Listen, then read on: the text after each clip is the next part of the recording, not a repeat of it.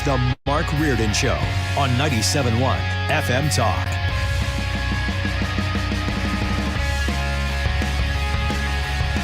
I'm still trying to get home from Sue's last night because I got lost on the... You have a phone with GPS. Oh, wait, I wish I was making this up. But because Rivas Barracks was closed, I'll tell you the story in an hour. But I'm not making it up. I feel very stupid. I had problems getting there, too. You have GPS. Yes, but see, the GPS said exit at Rivas Barracks, and that was not possible. And then the GPS said exit at Rivas Barracks, get on 55. I'll get into it. We'll talk about it. We had a nice dinner at Sue's humble abode last night in South County. I am still... wiping down the drool from Oscar, the bulldog, who was awesome, by the way. So we're eating dinner, and Oscar's underneath by my legs. And once I gave him some attention, and I love dogs, you know that, he could not get enough. He starts climbing on me, and I used to have a bulldog, so I love the bullies. But we'll get into all that here as we go to the 4 o'clock hour and lighten things up. Let's talk some serious stuff here for the Reardon Roundtable. Former State Senator John Lamping, who's also going to join me on Tuesday night for some deep election analysis, is here. Hello, John. How are you?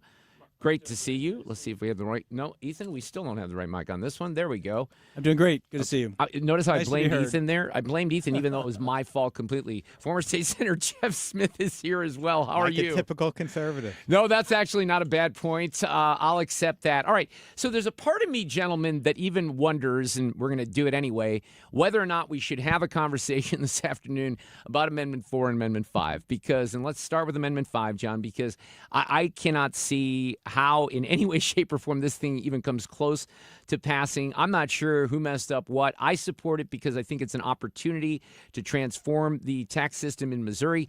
I was doing the math again this morning. Okay, I looked at my paycheck and I looked at my W-2, and look, I do okay for a living. I know not everyone is making a ton of money, but if you look at your pay stub and you see how much the state is taking out each week or every other week or each month, and then think to yourself, can you really make that much up in extra sales tax? My math equation says no, but that's not stopping people from spreading, a lot of things about this that aren't true. Yeah, if you pay state income tax, if your family income is anywhere north of $35,000 or $40,000, they would have to raise this. They'd have to tax things at 5 additional % or more for you to be worse off. So right now, you get every single dollar you make, you're taxed at 4.7%. If that goes to zero, the money that's left behind, you'd have to be taxed an outrageous amount just to break even. The people who are worse off are people who don't pay state income tax. It's really that simple. And then who are those people? Because, the elderly come up a lot, but they're still paying some income tax depending on 401k distributions and things like that, right? Yeah, but they're not paying on Social Security, which is the primary source for a lot of people that aren't affluent. And then there is a difference between, I think, private pensions and public pensions as well. Is that true? No, so Jeff's exactly right. If your sole source of income is Social Security, Republicans in Jeff City graciously stopped taxing Social Security years ago. But the maximum benefit for Social Security is about $38,000. So it gets back to if your family income is $40,000 or lower, you're paying very little to maybe no state income tax. Yes, you're going to pay more. If your income is higher than that, it's almost impossible to pay more. So what people need to understand if they're going to support this and their family income is below $40,000 is that it is proven to be true that in states that don't have state income tax, they have faster growing economies. So if the economy is a certain size under our current tax system, what we're trying to sell to the public, and it's true, is that if we had no state income tax, we have a bigger economy. That's really hard for people to figure out. I have people that would benefit by the tax cut are still voting no because they don't understand that they're benefiting. They don't look at they look at their net paycheck. They don't look at what the state income tax is. And they oftentimes get a refund, so they feel like it's not that bad. And they're voting no because they're just tired of paying income tax. And more importantly, I think what's flawed in what's actually in front of the people is that it's purposefully vague. People do not trust politicians. Well, I don't think there's any doubt about that. And I think that's very warranted. And I know we were having a conversation before. I think that the people that wanted this to fail did a really good job of getting this version through the legislature. And we've talked about this before. what was heard and was passed out of the House, heard in committee hearings and all that kind of stuff is not this bill. This bill came to the Senate floor on a Monday afternoon as a substitute. The Democrats were very happy with it. They were quite certain, as are the anti-Amendment 5, this would be very difficult to pass. It passed out of the Senate, and that's what we have in front of us So, today. Jeff, I want you to comment overall, but, the one thing that caught my attention there, and this is true of the people that I've spoken with on my side, is that they don't trust the Republican legislature. They don't trust overall, and that's one of the reasons that they're going to vote against it. Yeah, I mean, I think there's a lot of that out there. You're hearing that from Republican state Senate candidates in primaries around the state. In fact, there's one Senate candidate, I played the commercial yesterday, that actually took out another ad against the other Republican and pointed out that he supports Amendment 5, and that's a bad thing. They're doing that all over right. the state. So that which if that's happening in Republican primaries, exactly, then the thing probably has no chance. More broadly, because right. in Democratic primary polls that I'm seeing, 80 to 90% of people are voting against no. it. Right. And so if it's even close enough in a Republican primary that candidates think that there's political profit in pointing out that the other guy supports it, this thing's going down. Right? Why? Let me ask you. I want to start with Jeff Smith on this. Why is it so bad to phase out the income tax? Now, I get that the argument is, we're going to be taxed and everything, but the opponents are really lying about a lot of this stuff. And everyone is going to decide on their own whether they vote yes or no. And I get that. You can do whatever you want. But when I see people out there on the no side saying it's going to triple your, sales tax, it's not going to do that. It's going to make $43,000 onto a $300,000 home. That is not going to happen, okay? So there are things out there, and maybe both sides are misrepresenting, but I don't understand why there's such harsh reaction to this, because it's incredible to me. Like the conventional wisdom would have been, I've told a couple of people out of state that we're trying to phase out our income tax and that it's going to fail, and they're like, are you crazy? So everyone in this state seemingly did not like the way this went down, and that's why it's probably going to fail, I would say, more than 2-1. I'll say a couple things. Number one, uncertainty is something that a lot of people fear, and the nature of getting this to this point, they thought that it would benefit them. The proponents of getting rid of the income tax thought this will benefit us to be vague, okay, to not really lay out exactly what taxes might go up or how much they might go up. Let's just focus on your income tax going away. They thought that was a miscalculation, I think. That was a fatal miscalculation, I think, ultimately. I also think we're in an environment where, for 3 or 4 years, we were looking at inflation that was, 6, 7, 8, 9%, far above historical averages, which are typically 2 to 3%, I think, over the last, 50, 60 years. You've got some exceptions in the 1970s, but mostly inflation has been in check. After a 5-6 year period where you've had inflation 2 to 3 times that historical average, people are very sensitive to what they're paying for groceries and gas. These daily things that people are pretty preoccupied with after the last several years. Conversely, John said it well, and John knows this stuff because he's been in wealth management for his whole career. People don't often think about the big picture of their situation. They're thinking about ground beef is costing me $9 a pound. It was $6 a pound a year and a half ago. So the specter that they're going to have to pay more every day, all the time for these little things has outweighed the idea that they might pay less once a year. I think there's a lot to that. And, I recounted this conversation. John, I was telling you, went to the Maverick show at the pageant last Thursday night. I'm walking in, and I hear these two guys just right outside. I think they were smoking in the outdoor area, and they're talking about Amendment 5. And the one guy, he was a young kid, probably early 20s or something like that, and he's saying, look, with inflation, basically he said in very simplified form what you just said, Jeff Smith, but he said, with inflation being so hard, prices are going up, and then they're going to add taxes, and that means prices are going to go up again. Well, it's hard to argue against that in some circumstances, right? Well, it is, except for the fact that, like I said before, if they have enough money to go to the Maverick show, they're probably making more than. He was actually working for the pageant, though. Actually, this was a guy that worked there. I think. But they're just forgetting that part. That part's huge. If you make, I get it. I don't understand. Yeah. I don't understand why people can't look at that part. It's all Facebook is a toxic place anyway. But when I look at Facebook and I'm seeing Republicans and Democrats basically saying the same thing. It makes complete sense that Democrats would be completely against this. I would imagine there was nobody who voted for it right out of the Senate or another Democrat. And because it really They use you referenced, they used the rules of the Senate to negotiate language that was more amenable to them, and still voted no. Look, this is the regressive nature of our tax code that goes back to Woodrow Wilson in 1913. The fact of the matter is, about 55% of working age adults in our state work. 45% working age adults do not work. Even the ones that work, not if you make less than $35,000, you're paying little to no state income tax. So it's a minority of people in this state that are paying the vast majority of the taxes. It's regression. It's regressive. The more successful you are, the more you're paying in, and the services that you consume as an individual don't go up with the more money you make.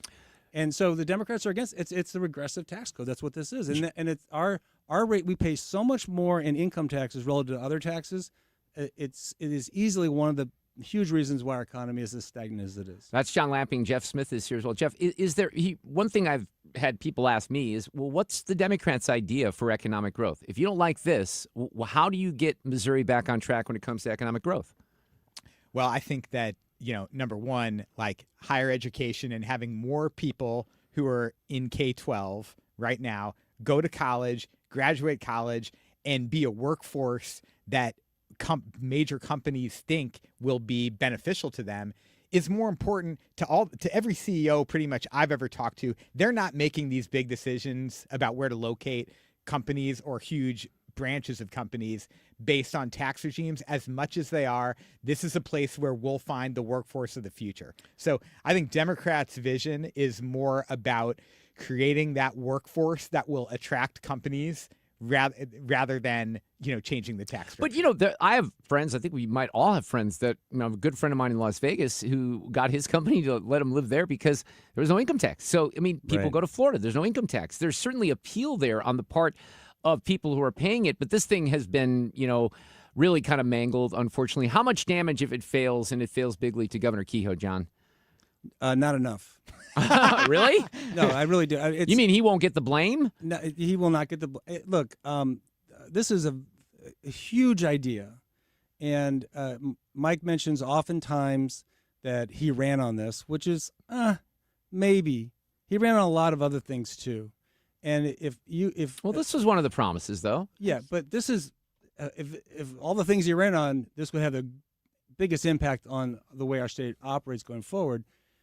He should have been campaigning. He should have drafted the language himself. His staff should have had a bill last January, and he should have worked hand in glove with the legislature and say, this is what I want it to be, and I'm going to go out and I'm going to spend the next 2 years explaining to the public why this is a good thing. Like, if it really was the number one priority, this is not just like a tax credit for inner city stuff or an agricultural carve out. This is huge. It's a big deal, right? For affects so what Mike most did everyone. Instead is Mike waited until the whole thing cleared the legislature. Even then, he wasn't out campaigning. He waited until the official campaign began. In the end, they're going to spend $25 or $30 million, I think, on the pro side, and I think that might keep it from getting as wide as 15 or 20. Maybe they'll get it down to 8 or 9. But no, I think Mike will be fine. But I think that you should really question just how much did he really want this to pass? Jeff, do you agree with that? I mean, I think it's a legitimate, analysis. I think he did definitely want it to pass. I think that probably when the numbers started going south, he maybe wasn't out in front of the parade as much as he had originally intended to be. I think it was one of the top 2 things that he campaigned on. Returning control of the police back to the state was probably, number 1, and this was probably number 2 as far as I could see it. And I do think it'll have, a moderate effect on the perception in the Capitol of his political strength, but it won't be devastating to him. But it'll probably make, and depending also on state Senate primaries, he's taken some risks by going out and endorsing some people in certain state Senate primaries. If his candidates in those primaries lose and this goes down, I think it'll have some impact on his influence in the building. But Jeff, you and I both know, if Mike had taken this to the legislature last year, if that bill came out of there last year, okay, in a form that was a much better form than it's in now, that would speak volumes to everyone that this is his top priority. I mean, the best chance this had to pass would be what I'm describing. And to do what he did and to have a Senate substitute bill get voted on a Monday afternoon which Mike knows exactly what's going on, which is it's BS, and then to wait until, 60 days out before you heard from him on this vote? Maybe less. Yeah, Maybe I get less. it. We got to take a break. We're coming back with more. It's a Reardon Roundtable on a Friday. Traffic from the 97.1 FM Talk Traffic Center. We've got an accident on southbound 170, and this one is really close to Brentwood Boulevard. Now, I cannot see it on the cameras, but it's blocking at least one lane, and we've got a parking lot jam that goes back through Delmar, and northbound drivers are slowing for a look. That is the worst of it right now. Westbound 70, a little bit slow past the airport. There was an accident past 79, still some moderate volume there, and at Wentzville. 64, not bad. Moderate volume at Clayton Skinker, but there's an accident approaching the Boone Bridge. So if you are out there, expect a delay. Eastbound is fine, but westbound is slow through there. Then you get a break and traffic slows again at Prospect. Now, westbound 44 slowing at 141, a report of an incident there. We look good on the bridges downtown, but eastbound 64 lined up 157 to 159. This report is brought to you by Barron Mirror Glass and Door. We would like to congratulate them on their 50-year anniversary.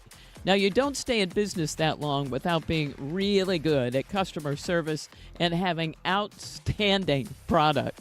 So give them a call today, Barron Mirror Glass and Door. I'm Sue Thomas with traffic, 97.1 FM Talk, St. Louis Conservative.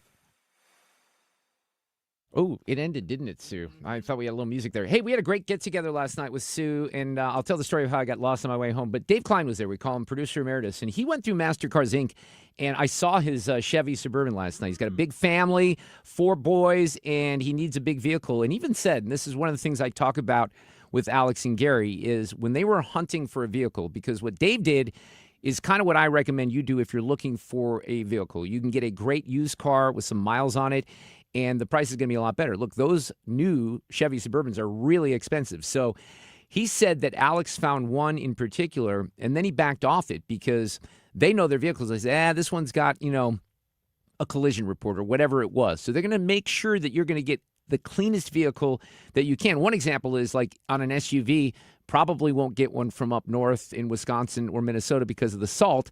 So they'll take a look at situations relating to that even. So you have experts that will guide you through the buying process. They also have a lot of cool cars like Corvettes. They have a 63 Chevy Corvette Coupe split window, which is really cool looking on the lot right now. MasterCars Inc. in Granite City, online at mastercarsinc.com. It's Mark Cox. Celebrate the month of July with Zero Res. Get 3 rooms of carpet clean starting at just $129 and get your air ducts clean for $5.99 per unit. Book online at ZeroResSTL.com and take advantage of the savings. I'm Bill Eigel. I'm a no on data centers. Last year, when a new hyperscale data center was up for a vote in St. Charles City, I'm the only candidate for county executive who stood with you in opposition. Meanwhile, Steve Ellman was writing op-eds in support of data centers. In fact, he spent $400,000 of your taxpayer money to identify 6 locations just for data centers in St. Charles County.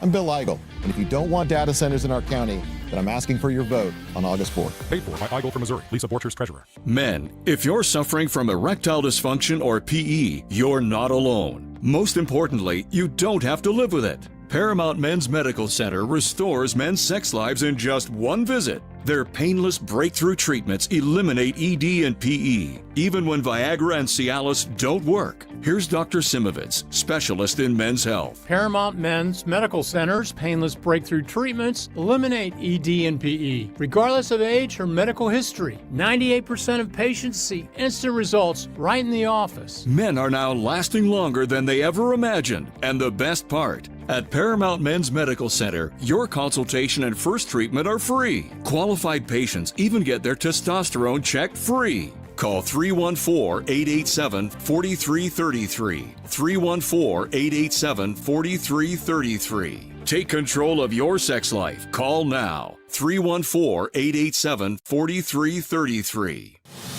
Mark Reardon is St. Louis Conservative. All right, it is a pre-election, pre-primary Reardon Roundtable, former state senators John Lamping and Jeff Smith on the panel. We got some other things to talk about this afternoon that are on the ballot. Amendment 4. Let's not spend too much time on this. Jeff Smith, I'll start with you. Look, I think this is another one that kind of goes down. I understand the point. I've been just unhappy with initiative petition process in Missouri literally since the 1980s.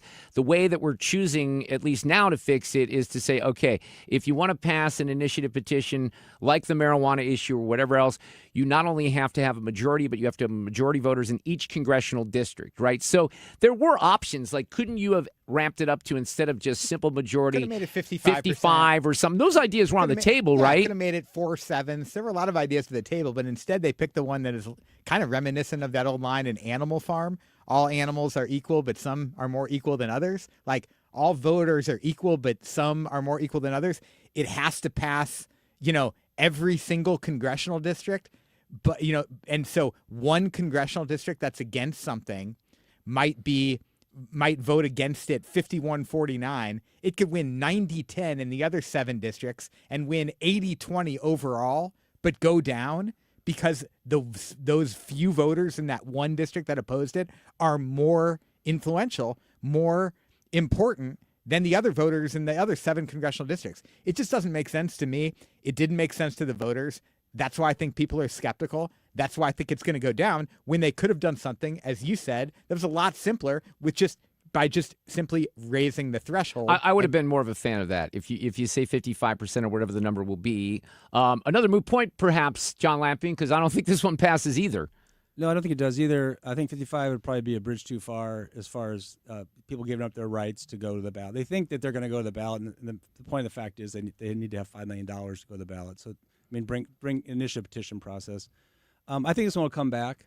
Maybe some modification. As it turned out, we've been talking about it for like 4 years now. It has to change because it's the easiest way to do it in the entire country. There's about 10 or 12 other states that are tied with the easiest, and that's why we get the things like medical marijuana and sports betting. All these things come through the initiative petition process. As it turned out, though, the no 5s tied themselves to a no 4. Everywhere it's like no 5, no 4 is all. So it probably would have taken the 4 down anyhow. Though having said that, I know a certain number of Republicans that are no 5, yes 4, because they are smart enough to know that initiative petition process needs to be reformed. It'll probably be closer than 5. Agree on that. Well, I think of the voters. I don't know how much comprehension there is on that particular issue. We got an educated audience; they know what they're voting on. But a lot of people really, I think, will be a little confused by that one, won't they? Yeah. Again, this is even a bigger question: who's responsible for explaining for the voters this time around? I think that was one of those ones where a lot of people were like, "You have to do it. You've got to do IP reform. We'll be there for you. Let's do it." And then they did it. Then they're gone. And now they're gone, and nobody's putting the money behind it. So really. You grade the legislature; they both get F-. Legislature gets an F- for both these ballot initiatives. Are horrible, and that's harsh. That is harsh. Well, F-. Well, is that on a curve or not? Well, that's actually the average grade in New York City most of the time. Oh my goodness! Now I can't argue with that. Yeah, but I think, and again, there's no to get these things done. You got to have somebody somebody has to take the lead. Somebody has to do the heavy lifting and do the explanation. Nobody's doing it. Yeah, I don't get it. I'm confused by a lot of it. All right. St. Charles, the executive race out there, that's hot. That is really hot. If you're a Democrat in St. Charles, you want to have a say in who's going to be the county executive, probably pull an R ballot. We can talk about St. Louis County doing the opposite in a second. Bill Eigel, Jason Law, probably the least known of the three, and then Steve Ellman, the incumbent. Steve was not going to run. He didn't like that Bill Eigel was getting into the race. Bill has been an obstructionist in the state Senate with the Freedom Caucus. He's got big name recognition. A lot of people love what he's about. John, what do you think happens here? Because this is going to be a tight one, isn't it? I think Bill's going to win because it's a three-way. I will say this, though, at the beginning. I feel very good about all three. If any of the three of them end at the county executive, I'm happy. I think whoever's running Jason Law's campaign did a really poor job.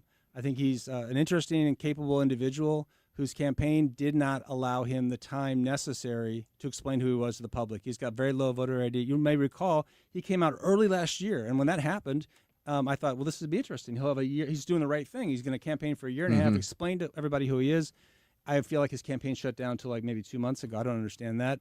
I think if it's Steve, I think the county is doing fine. It's doing more than fine. And I've been involved in a lot of things with the county with Steve. it's a very boring job. There's a lot of digging ditches and stuff, and Steve's good at understanding all that, and I think that's fine too. Eigel is the candidate. The real big upside for me with Eigel is that I think what's going to happen in St. Louis City and St. Louis County these next 4, 8, 10, 12 years is not going to be really good, and it's not going to be good for St. Charles County. And I think of those three, Bill's most capable of being outspoken and pushing back hard on what St. Louis City and St. Louis County are going to try to do. Jeff Smith. Well, I'm not going to say who I would like to see win because I don't want that to turn up in an ad for their opponent. But I will say Steve Ailman may be too conservative for St. Charles County. Oh, does that ring a bell? Todd Aiken. Yeah. Remember Claire did you're that? No Claire. 2012? Oh, you're no Claire. Yeah. But look, I think a three-way race is definitely to Bill Eigel's benefit. I'll say that because he's got a very, very, hard 30, hardcore floor of people who love him. I've went out there and was out there on election day 2 years ago, helping someone in a Republican primary, and I saw the Eigel troops at the poll sites, and they are on fire, for him. Yeah. And so I think what needed. In order to beat him, you needed to coalesce around one candidate, and they thought it was going to be Jason Law. And then they did some polling, and it showed that Law probably didn't have the name ID to win, and they didn't have the faith that he was going to be able to build it over the next, 6 to 9 months. And then Ailman kind of said, well, I guess I'm the only one who can win. I'll get back in, and I assume Law will probably end up getting out. And that didn't happen. Yeah. So now they're in this predicament where I think Eigel ends up winning. And I don't agree with some of the stuff that he's out there saying, saying we shouldn't have any more apartments. If you care about the cost of living and housing, you want to be affordable, then don't violate free market principles and tell people they can't build things. That's I don't think he's, by the way, just in fairness, I don't think he's saying we don't want any apartments. He's saying that some of that has kind of gotten a little bit out of control when it comes to the developments out there. Now, what Steve will tell you is those are the local communities that are making those decisions. I hear from a lot of folks in St. Charles County that are concerned about ruining the aura out there and the rural aspect of some part of it. But how do you do that, and how do you balance it when the growth is so explosive, right? Well, it's very difficult. What happened? Again, as a county executive, it sounds like a glamorous thing, but what you tend to do is you tend to butt heads with all the mayors because there may be land that's actually county land, and somebody comes in, they want to build 800 homes on 6 acres, which is the kind of try to want to do, and you say no as a county, and they go, well, fine, we'll just go over to this city. The city will annex us in, and they'll approve it. So it's not a very fun, exciting job. But if you're Bill Eigel, I mean, he doesn't seem like the type of person that just wants to get in there, dig in as an executive and run that office on a day-to-day basis. He's more out there on the issues, and he certainly is uber conservative on a lot of those. I think some people think he'll start campaigning for governor right now. He said, I asked him a couple weeks ago, he said that's not the case, but he definitely has ambition beyond St. Charles County executive. I think we know that. Well, having said that, I mean, it'll be interesting to see how he responds and how he acts. He may hate the job. I mean, I've been around it enough to know just how boring it is. And so for him to have to get up every day and go to work, and it's a series of all kinds of meetings and planning meetings. And I was on the 5-year planning thing that he's referencing in his ads. And so anyway, I do like the idea, though. I mean, we're going to get to St. County executive. I do like the idea that we need a much stronger pushback, a voice that'll push back on the powers here in St. Louis City and St. Louis County for what's coming. And we're going to talk about that. And, one of the things that John is referencing is there's renewed talk about a county-city merger. So we still have 2 more segments to go. It's a Reardon Roundtable on a Friday. Hang in there. Traffic from the 97.1 FM Talk Traffic Center. If you are westbound on 70, we look good out of downtown. It slows, though, at 94. Just east of 79 and out at Wentzville. 6440 is not bad. Moderate volume right around Clayton Skinker. We have some volume on southbound 170 headed for Brentwood. There was an earlier accident through there. And some volume westbound 64 headed for the Boone Bridge, where we also had an earlier accident. Then some moderate volume at Prospect. 55, though, looks good. We look great on the bridges downtown. We're quiet on 270 eastbound. But on the Illinois side, road work causing delays. Eastbound 64, 157 to 159. I'm Sue Thomas, and that's traffic. 97.1 FM Talk, St. Louis Conservative. Brought to you by Liberty Mutual Insurance. Liberty, liberty, liberty, liberty. Brought to you by Liberty Mutual Insurance. Why pay full insurance when you can customize and save? Switch to Liberty Mutual and they'll customize your auto and home insurance so you only pay for what you need. Liberty, liberty, liberty, liberty. In the race for state senate, candidate Tricia Burns is missing votes. In just 4 years, Tricia Burns has missed over 400 votes in the Missouri House. Tricia Burns just didn't show up to vote 400 times. Like the vote blocking China from buying our farmland? Tricia Burns, absent. Banning DEI in state government? Absent. Ending taxpayer-funded abortion? Burns, absent. When conservative values were on the line, Tricia Burns went missing 400 times. Mike Deering for state senate, he shows up and fights for us, for our farmers, for our families, for the conservative values that built Missouri. I'm Mike Deering. I'll fight to protect our conservative values, and I'll be there every single time. Mike Deering for state senate, showing out to fight for our conservative values. Paid for by friends of Mike Deering, Megan Kaiser, Treasurer. Hey, Stewie, I need some cash. I need money. Who doesn't need money? What can you do for me? You know, Annie, this is a question people ask all the time. Now, pay attention because this is important. Don't get a home equity line of credit. A home equity line of credit is a credit card in your house. It's typically not a fixed rate, so it's an adjustable. You pay interest only. And there's a short-term opportunity to take the money out, and then later on, it turns into a loan that's a really high interest rate. Cash out refinance. That's the most important thing. Refinance your entire mortgage. Get the best rate that's out there. Give yourself the opportunity to refinance later when the rates drop. A cash out refinance is a little bit higher of a rate than a rate and term refinance. Do the cash out now, set yourself up for the future, and get the best deal out there. Just do me one favor. Don't tell my wife about this because she's going to want all the cash in the world to buy a new car. Well, if you want to know more, Google the Bagel Loan to find out more information or call my friend Stewie, 314-324-4440. That's 314-324-4440. Google the Bagel Loan for more information. NMLS number 226715. I'm John Morgan of Morgan & Morgan. If you've been diagnosed with mesothelioma, call us now. $30 billion was set aside for meso victims, and in most cases, your claim is settled out of court without a jury trial. Visit forthepeople.com for an office near you. Steve Ellman leads. Ellman enacted a data center moratorium. He doubled our parkland, built new roads, prioritized safe schools and streets, eliminated the county's real property tax. Ellman for St. Charles County.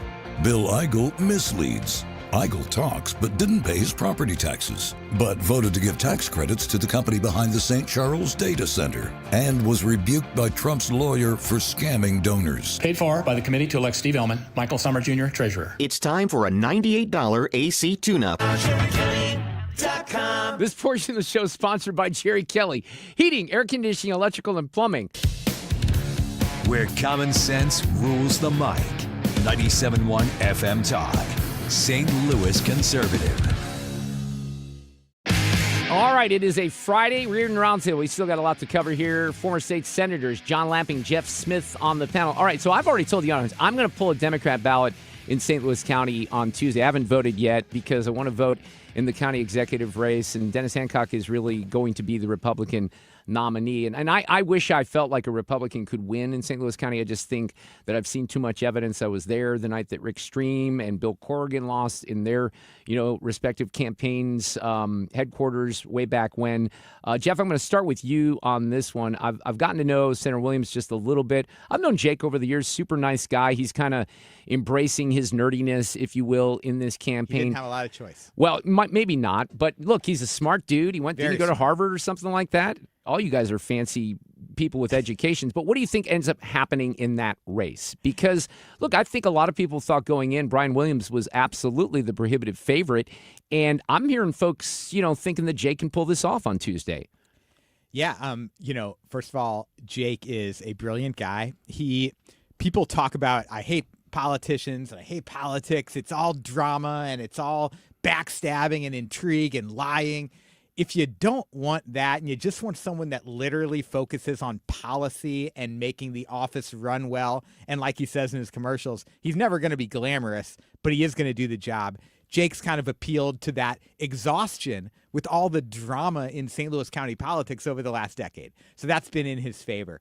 Brian is a charming guy who meets people well and does a great job at retail politics. It hurt him, but he had a rivalry with with Senator Angela Walton Mosley in North County, and that's come back to haunt him because she filed, and that split up the vote in his base and really opened the door for Jake Zimmerman. Two black candidates, and then Jake, and that might have an effect. John, what do you think on this one? Well, I was just curious what Jeff was going to say. Jake may come across as this, nice, bubbly, ginger, nonpartisan dude. He is a crazy, hardcore liberal, privately and publicly, and he's very smart to the extent that he's been in this seat, he's been in the House for a while, and he's been in this role for a while. He's just waiting his time.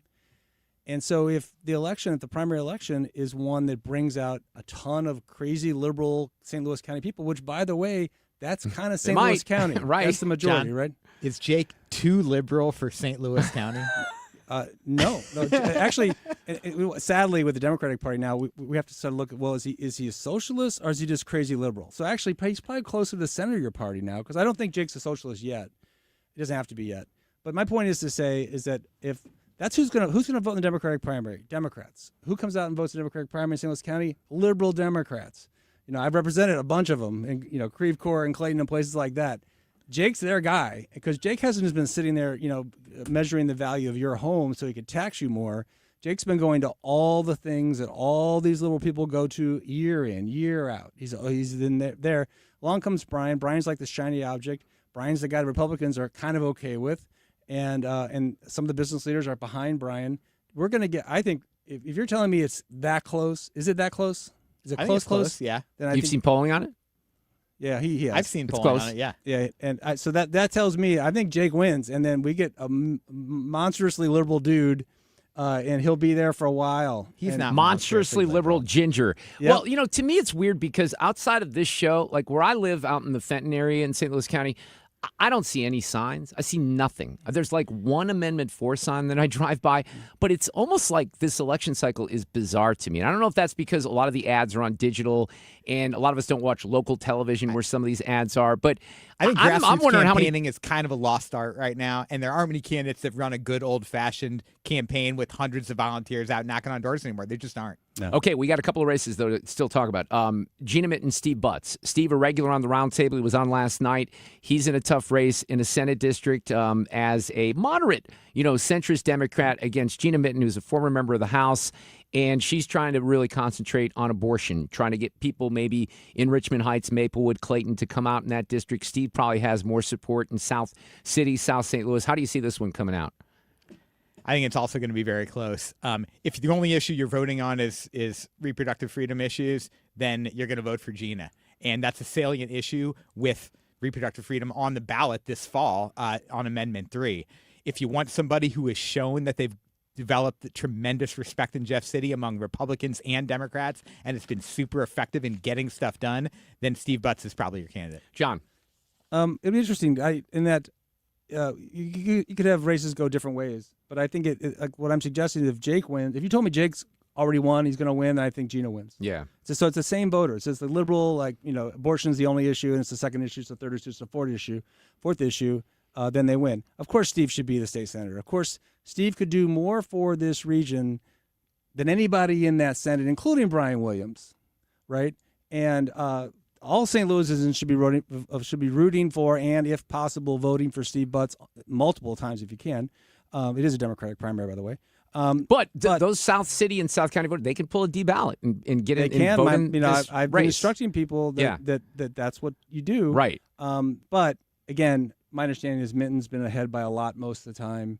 And again, if you tell me that Jake's won, then she's won. If she's won, then Jake's won. Corey Bush, Wesley Bell. All right, so Wesley's now the incumbent, but Corey's got this DSA stuff. Is there momentum there enough, even though she's had no money and she's an embarrassment to this region? Does she have a shot? Well, she's a previously owned DSA person, right? So if she was a person that nobody knew about and the socialists could get behind with enthusiasm, then it would be I think she'd have a much better chance. As it is, she's kind of used and discarded, and I think they'll just come after Williams the next time around with a better candidate. Jeff, how do you see that one? Agree 100% with John. So you think Wesley's going to win? The DSA candidates that have been winning in other places in the country, in They've New had York active and Colorado, support. they've been tabula rasa, just a blank slate that they could be like, I'm the DSA person. She's got a ton of baggage, and that's, I think, going to ultimately bring her down. All right, hang tight. One more segment of the Reardon Roundtable coming up. Traffic from the 97.1 FM Talk Traffic Center. Still some volume on the Illinois side, eastbound 64, 157 to 159, and a little bit of moderate volume westbound on the Poplar Street Bridge. Then 64 lines up on either side of Clayton Skinker and out at Prospect in the construction zone. 70 looks pretty good.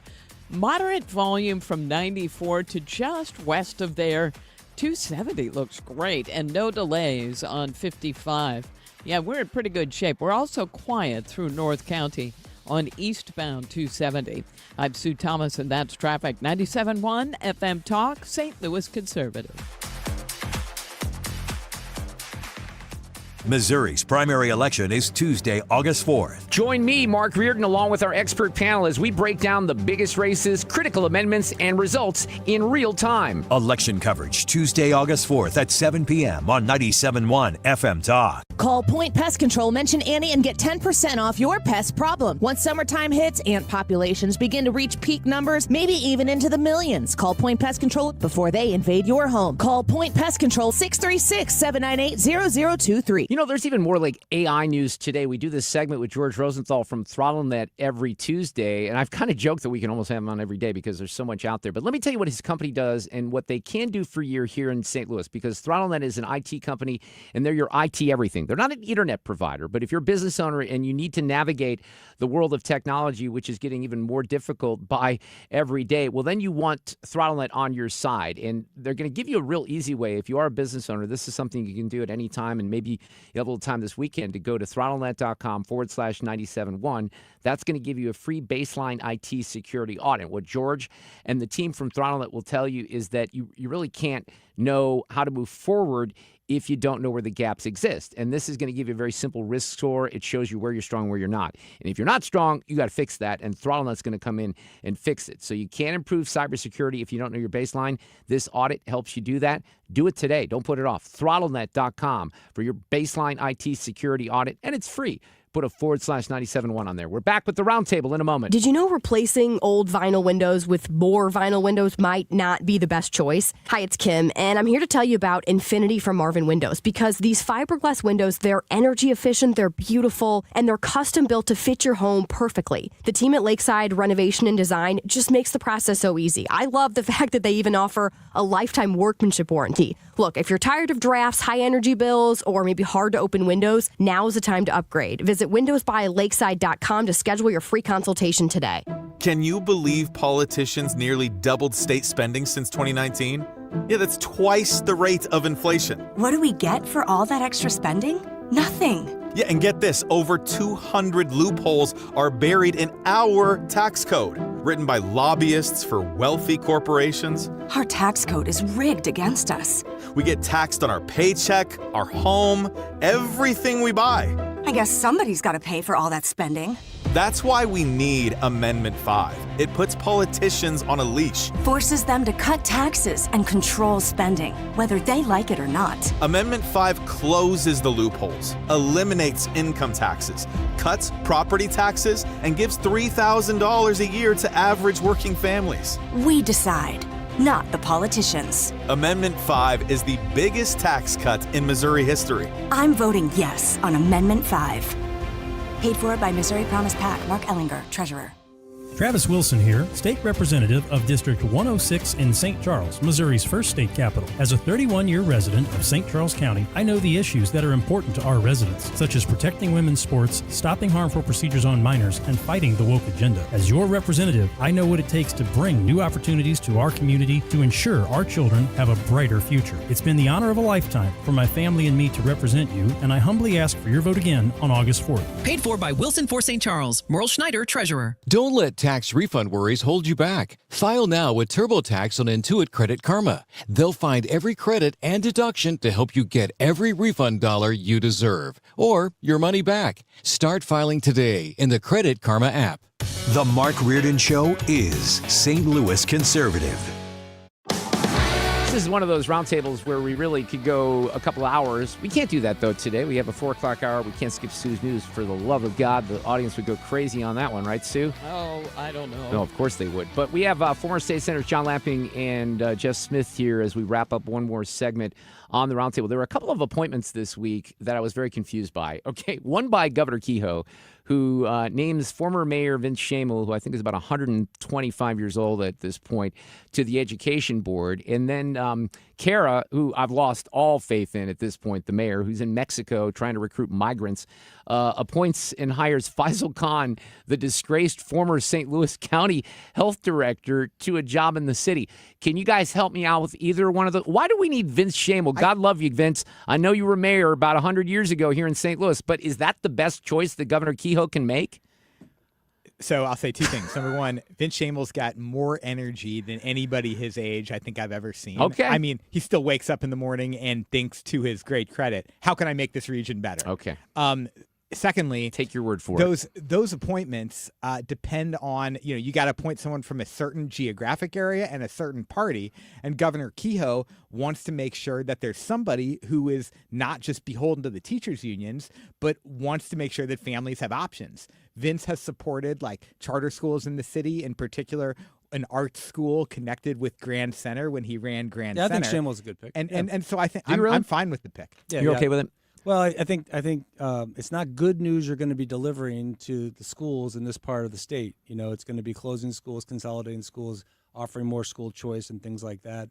So I'm just being ageist, basically. Okay. Yeah. I'll accept which at that. your age is surprising. I know, actually it is. You're right. I shouldn't do that. I apologize to Mayor Shamel. Faisal Khan, what the hell is that about? I mean, seriously, can someone help me here? I don't think anybody can be helped. I mean, to me, it's clearly the first unforced error of Kara's administration. There could be more, but it's indefensible. Maybe somebody owes somebody money. But here's the deal. Look, she came into office in a tough position. There's no doubt with the tornado. But public safety remains the number one issue. You know what's happened down there. Look, I was with Jane last night. I think I can tell this story. I hope it's okay. There was blood that is on the sidewalk in front of that Schnucks down there, crossing the old post office. That's where Jane works now, right? Yeah. She actually made sure that the fire department came over there to wash off the blood because it was disgusting that people had to see that. We had a stabbing at Pelker Park last week, too. I mean, that whole Mark Twain building is a disaster. It is. So what in the hell? So I texted the mayor about 10 days ago, right, and got a quick phone call back. I didn't answer because I was at the pageant. I don't think she was too happy with me. She's supposed to come on a week from now and talk about this. But what the hell has she done to move public safety in a better direction? She's, suing the police board. We're not making progress on that. I want the city to move forward. I really do. I want success in this city. But we can't have that if we can't solve that problem, which we talk about every freaking Friday. For years and years and years. And it's not... She didn't run on that, and the Board of Aldermen's not interested in that. The Democratic Party that controls the city of St. Louis doesn't want to hear about how we should fight crime, and they're going to try to merge the city and the county. We didn't get. Let's touch on that. This is important right now because this is a renewed conversation. I'm glad you remember this. This is happening. So it's been going under the surface for 3 or 4 months now. It's been building. I think late last week, the Regional Business Council, 100 CEOs. That's based in Clayton. Your ex-wife used to work for them actually way back in the day. Jeff's ex-wife. And they're all coming out. There's a study that's being paid for. There's a new Better Together group. It's not called Better Together. Something else, Greater St. Louis or something. And then today at the Post on the front page was a merger's coming. Right. Okay. So all these guys are running for office. They don't even talk about it. No, that's not even on the table for discussion, which is kind of weird. Look, for people who don't have the perspective, this was tried about a decade ago. And look, I supported it from maybe a similar perspective that I did with the income tax because I thought it was an opportunity to consolidate government in a way that was needed for this region to move forward. Now, I don't know there's a path here. That's the thing. You could be talking about this behind closed doors and stuff, but what's the path to do this? So I think the path to do it is to merge a new department every year. Okay, merge police, then merge the health department. Just tackle one of these big things every year. You don't necessarily have to merge the city and the county. You merge all these functions. Which I would be supportive of for the most part. And you save a lot of money, and you put that money into shoring up the long-term finances of two areas that really have a lot of pension overhang that's going to be very costly. And I think in 10 years, I'd love for somebody, one of my kids to say to me, hey, are they going to merge the city and the county? And me to be able to say to them, they've actually already merged 90% of their functions. The rest is just a technicality. But a lot of this, I think, is a path to doing a lot of this is a perception thing. And there are people in St. Louis County that don't want to even start with this conversation because the theory is, look, we don't want the city's problems, right? Well, yes, but I think because it is a perception thing, but it's not just a perception thing within St. Louis. It's a perception thing nationally and internationally when people see our crime numbers. If you merge the city and the county, immediately we go from one of the top 5 highest cities when it comes to violent crime to like number 50. We're not even on that list or in that conversation because the county numbers dilute the crime challenges of the city. So we're better on the table. We're not one bit safer, okay? So look, I met Mark, I think it was 2017 is when the Better Together thing happened. 2017, 2018 was the vote. That's how I met Mark Cox. We're in a meeting. We're against it. There's a lot of us against it. Mark Cox has moved to St. Charles County. I live in St. Charles County. Look, this is eventually going to happen. The city and the county is going to merge in the rest of my lifetime, if I'm given another 15 or 20 years.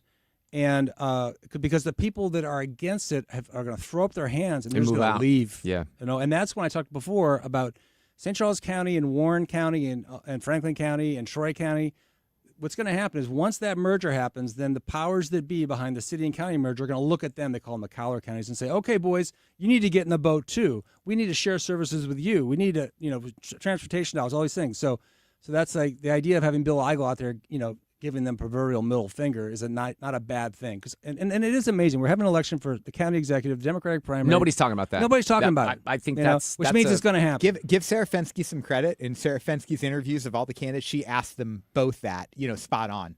And they said, oh, it's a good idea, maybe, but just not now.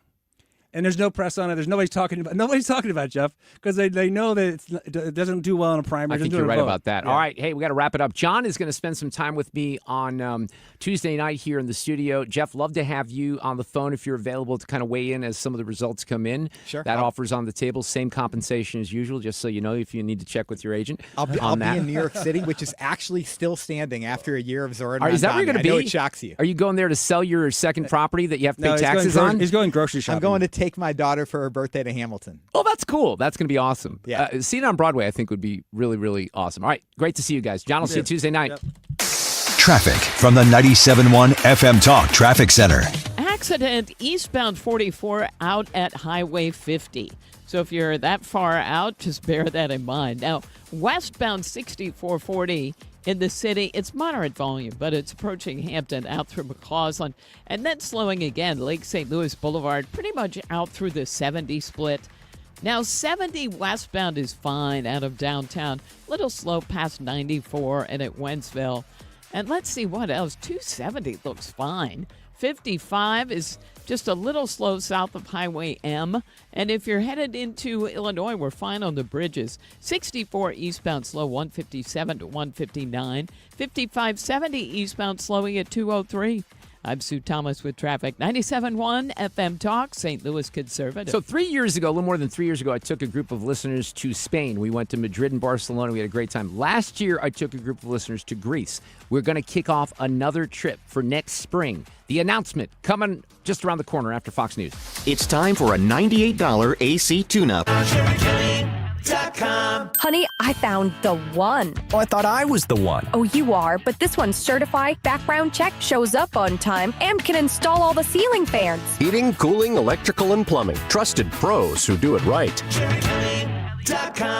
When you're approaching retirement, there are a lot of questions to answer. Do you have enough money to fund your income for life? How should you claim Social Security? And what's your plan for health care and long-term care? Hi, I'm Eric Robert, Director of Investments with the ClearPath Wealth Management Group at Stifel and host of On the Money Saturday mornings at 11 on 97.1 FM Talk. Don't leave your retirement to chance. It's crucial to understand and address relevant risks before you retire. Our team can help you get organized, guide you through critical retirement decisions, and create an investment portfolio designed around your needs. To schedule your free retirement plan consultation, go to clearpathinvesting.com. That's clearpathinvesting.com. Or call us at 636-695-2650. That's clearpathinvesting.com or 636-695-2650. Stifel Nicholas and Company Incorporated, member SIPC and NYSE.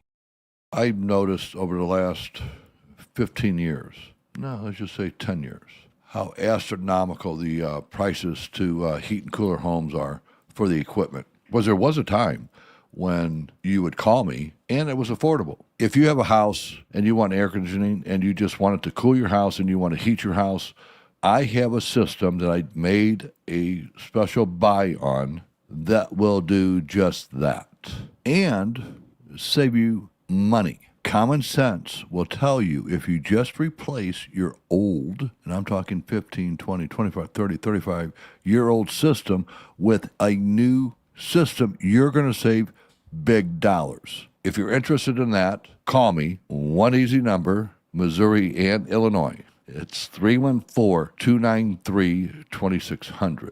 Again, it's Bart Inman, 314-293-2600.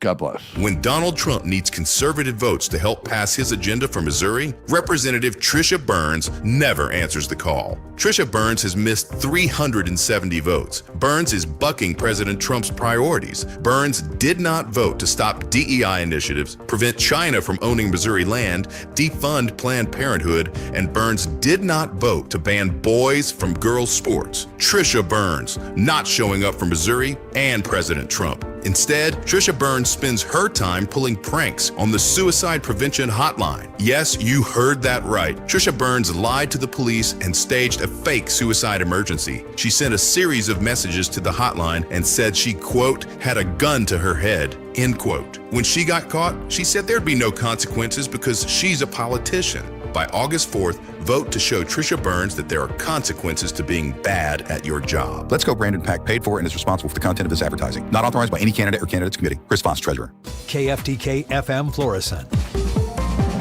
An Odyssey station. A new thread in the search for Nancy Guthrie. I'm Lisa Brady, Fox News. Sheriff's officials releasing early ransom notes, hoping someone may recognize the writing style.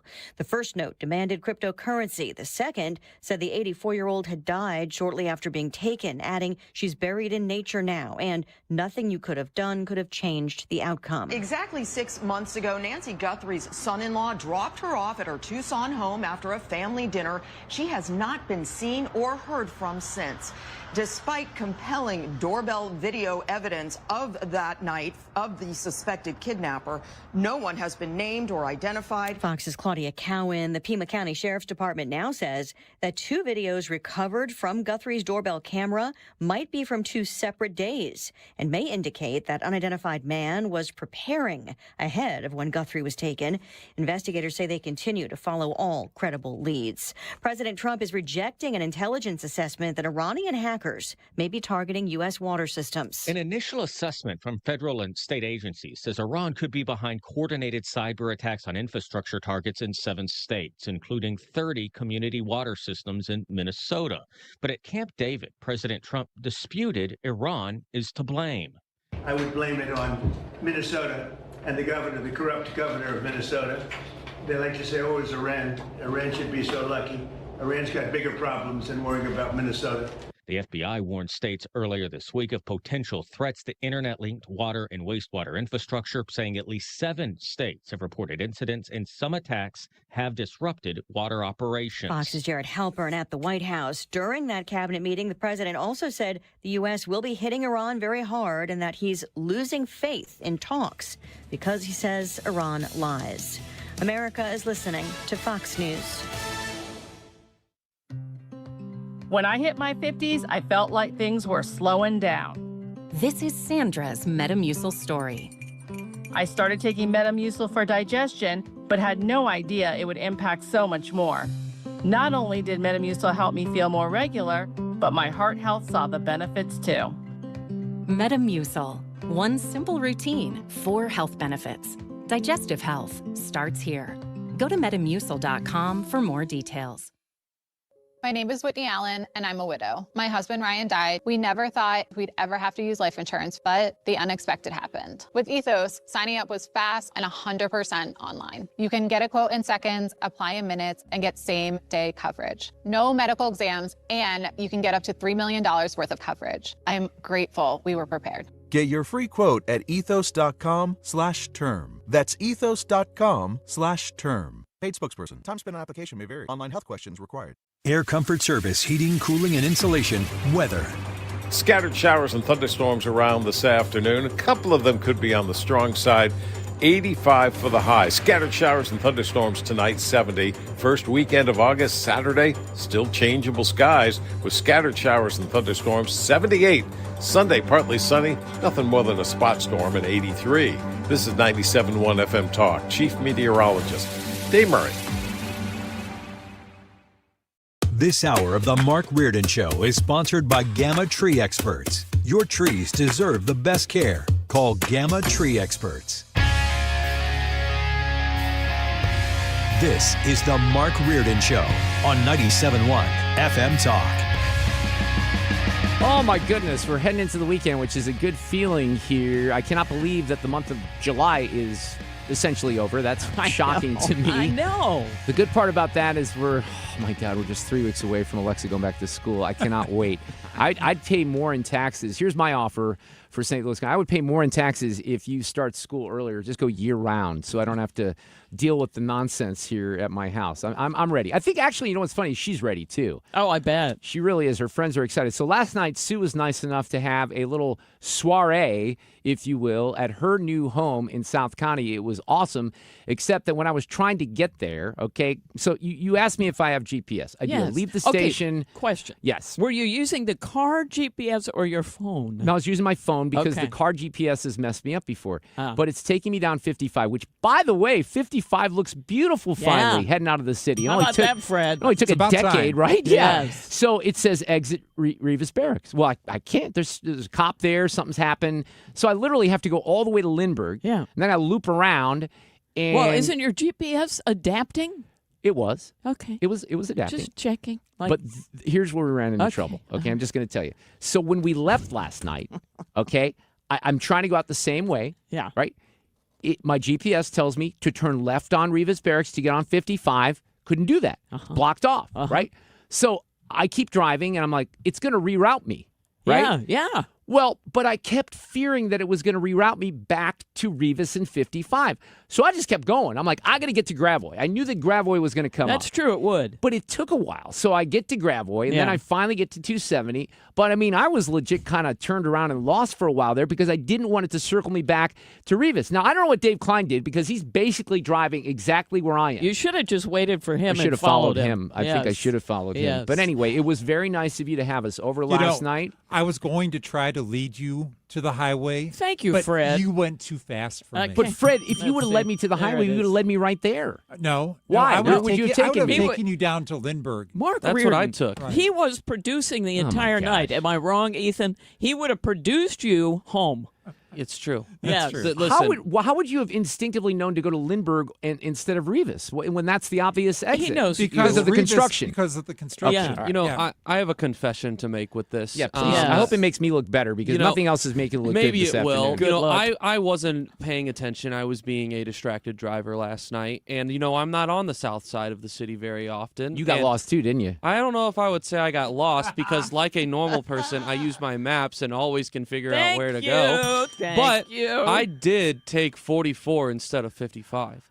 I took the wrong one. I just was like, wait, that's worse than me. That's worse than me. I was isn't that the one where it splits off? Yes. Yeah. And I was just I didn't realize I had to get over another lane. I was just on my phone and I was like, oh, there it is. So where did it take you? It just took me Jefferson and turn around. The next, yep, that's basically. Oh, and then you turn around. Yeah. Okay. But I also it added 10 minutes, so I was like, way to now know I feel your kind of geography. dumb. Way to know your geography, Ethan. You feel better now? Does that make you feel better now? It does, actually. So I don't feel as stupid. I stopped at Schnucks, shopped for 10 minutes, And Fred was still the first. I there. still the wasn't exit home. and still beat Okay. everyone to All Sue's. Well, I just thank you, Sue, for having us over. Your house Oh, is my lovely. goodness, you're welcome. The best thing about, there's a lot of great things about her house, but the lamps that you have these cool lamps, Yeah. like retro, very unique. I was Yes. very envious of the lamps, and you said that's Mike, right? Yeah, Michael likes a good lamp.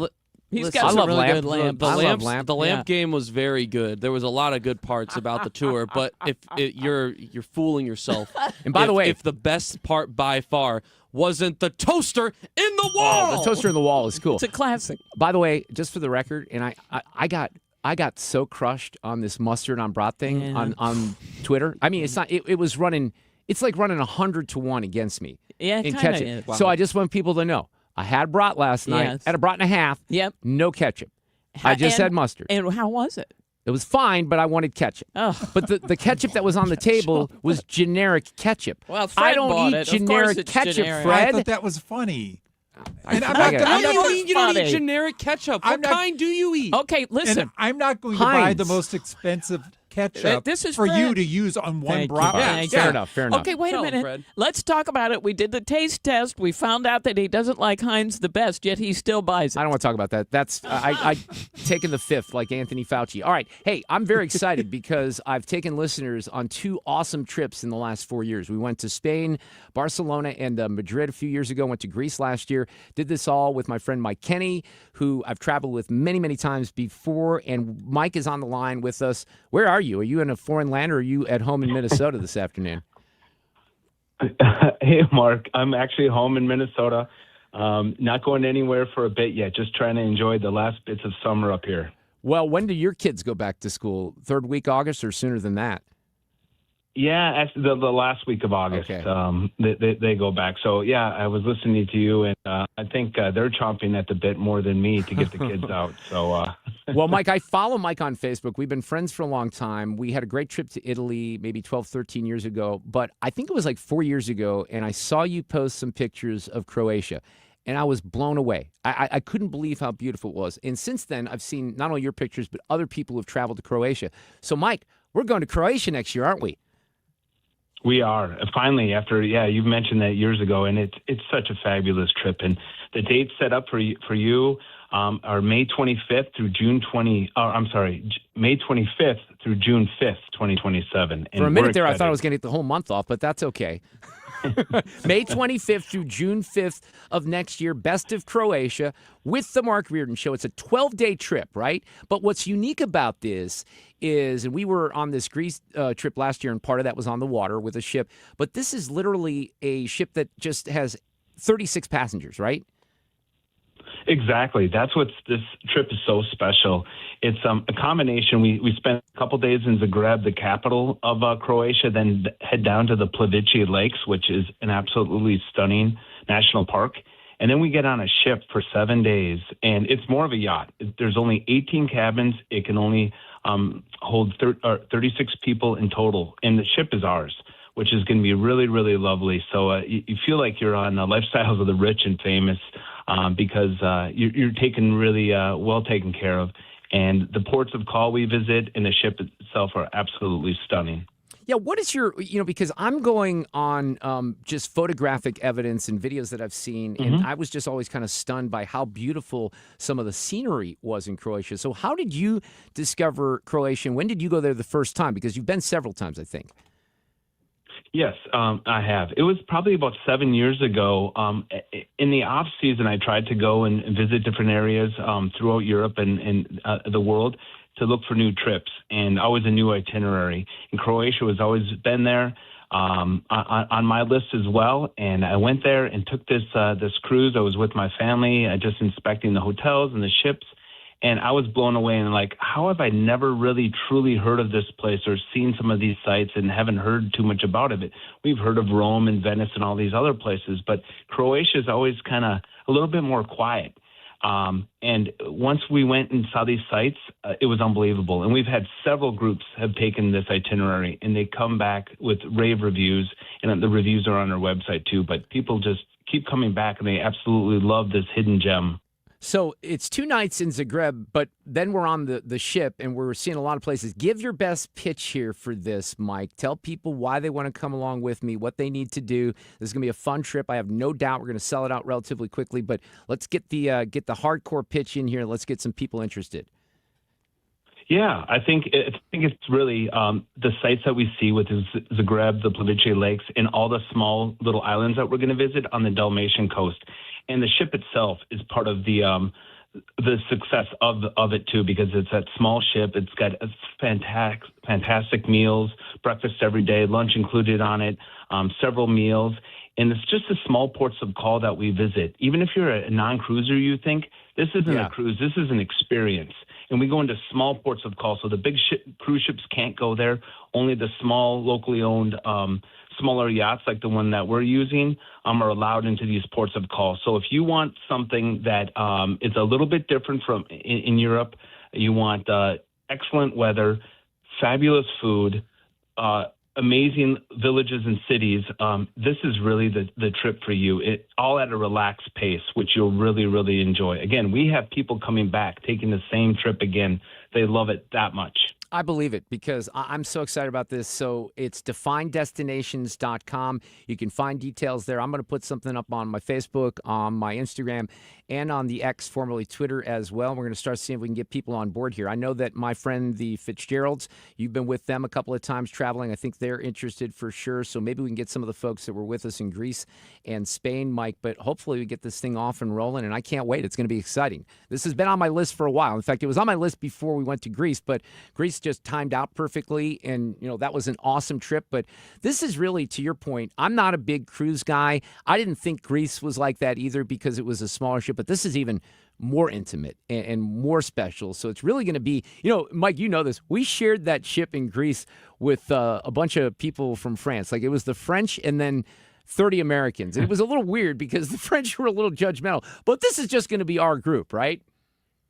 Yes, right. As long as we get it sold out, it's just going to be our group. So people from the St. Louis area, or if you have friends in different areas, that's fine too. But yes, it's going to be really quite a unique experience just with us enjoying that the ports of call. But you'll really, really enjoy it. So if you want to find out more, go to definedestinations.com. But for any of the listeners out there, if you want information, just email me. You can email me here at Odyssey. It's mark.reardon@odyssey.com. You can use my personal email. That's fine. It's real easy. It's marktalk@mac.com. You can use that to yell at me if you want to do that too. But my Apple, that's just an Apple ID. It's either marktalk@me or marktalk@mac. I can give you all the trip details, put you in touch with Mike. But I'm excited. So we're going to get this thing kicked off. We'll get you back here again soon to talk about it. I hope all is well. DefinedDestinations.com. And I will say this, and you know this, that one of the big things that I highlight here on this trip is you, Mike Kenny, because you are an amazing guide, which is why I wanted to travel with you again after that Italy trip so many years ago. And we have had a blast. And you really, Mike, you know this, you create friendships and bonds. I'm still in touch with some of the people from these trips. Larry might be listening right now. So I'm excited to meet some new people as well. So you take care. Have a great weekend. And we'll be talking about the trip a lot here in the coming months. Sounds great. Thanks so much, Mark. All right, take care. Maybe just the coming weeks because, again, there's not a lot of openings here. DefinedDestinations.com. You had a question, Fred? No, I don't have a question. I just want to say my son Noah has been to Croatia, and he said it was the most beautiful country he had seen. I know. I've heard that. You It's should a go. thing. You and Marie should go. And so the whole show should go. Come on, jump on board. Traffic from the 97.1 FM Talk Traffic Center. We look good on westbound 70. Now, it's a little bit slow out west of 94 and at Wentzville. 64 is Kings Highway. Well, no, it's just west of there. Let's call it approaching Hampton, out through McCausland and again at Prospect. And we've got eastbound a little off the pace at Big Bend. Westbound traffic slow for the length of the Poplar. And eastbound traffic on 64 is slowing 157 through 159. I'm Sue Thomas, and that's traffic. 97.1 FM Talk, St. Louis Conservative. Brought to you by Liberty Mutual Insurance. Liberty, liberty, liberty, liberty. Brought to you by Liberty Mutual Insurance. Why pay full insurance when you can customize and save? Switch to Liberty Mutual and they'll customize your auto and home insurance so you only pay for what you need. Liberty, liberty, liberty, liberty. Hey, we are Are we at the last day of July? I think we're at the last day of July, right? So Generator Supercenter has been doing something pretty cool. This may be the moment for you to call this afternoon because they've been offering $2,500 off the entire month of July with new sales and installation customers at Generator Supercenter. If you are interested in a free estimate on a Generac home standby generator from Generator Supercenter, the nation's #1 Generac generator dealer, well, it's real easy to get. And again, ask about the $2,500 off. Your home can be energy independent. We've had a threat of rolling blackouts, even here in the Midwest last week. We know the power grid is pressured and old. You don't want to put yourself in a situation where certainly you're out of power for a week or more than that. Even with big storms that come in, it's a real disadvantage to have no power for hours, days at a time. Don't let that happen. Stop by the showroom or call for a free estimate, $2,500 off. You might have to call today for this, 314-499-2020, Generator, Supercenter of St. Louis.com. The radical left let crime and drugs pour into our nation, and they let biological men into girls' sports. But here in Missouri, if there's a problem, we fix it. That's why Ann Wagner's fixing the mess the radical left made and delivering for us. Wagner voted to ban biological men from competing in girls' sports, and she voted to fund the police and provide more resources for Border Patrol agents, keeping our families, communities, and children safe. And Ann Wagner didn't stop there. In Congress, Wagner passed the largest working-class tax cut in American history, kept big government out of our business, protected our way of life, and ensured our communities remain safe. That's why Ann Wagner's endorsed by the Missouri Farm Bureau and Missouri Fraternal Order of Police. Vote Ann Wagner for Congress on August 4th. I'm Ann Wagner, and I approve this message. Paid for by Ann Wagner for Congress. Registered lobbyist Mike Deering is not the kind of guy you want in the state Senate. Did you say he was a registered lobbyist? Sure did. When conservatives like Tricia Burns tried to pass a bill to take back the 300,000 acres in Missouri allowed to be controlled by China, lobbyist Mike Deering testified against it. When conservatives like Tricia Burns fought alongside Missouri cattlemen to require foreign beef to be labeled, lobbyist Mike Deering testified against that too. While conservatives like Tricia Burns are fighting to protect your farmland from being paved over by data centers, lobbyist Mike Deering described Google's Montgomery County hyperscale data center as a very positive thing. Deering also endorsed liberal Democrat Chris Koster for governor and openly mocked President Trump. Registered lobbyist Mike Deering, anti-Trump, pro-Democrat, bought out by foreign ag interest, and in love with data centers. Take down data center Deering on August 4th. Vote America First conservative warrior Tricia Burns for state senate. Paid for by Mo Constitutional Conservative Council PAC, Scott Lady Treasurer. Mark Reardon is St. Louis conservative. These allegations are deeply concerning. Does the president have any comment? We're not going to comment. It's not clear messaging. No. And now, Sue's News. Brought to you by Sue. You guys, it is National Avocado Day. I love me an avocado, So Fred. do I. Me too. Oh, yeah. Guacamole, unbeatable. But I like to put it in stuff. I've been doing this for lunch. I put it on almost like a cracker. It's not toast. It's not avocado toast, but it's adjacent.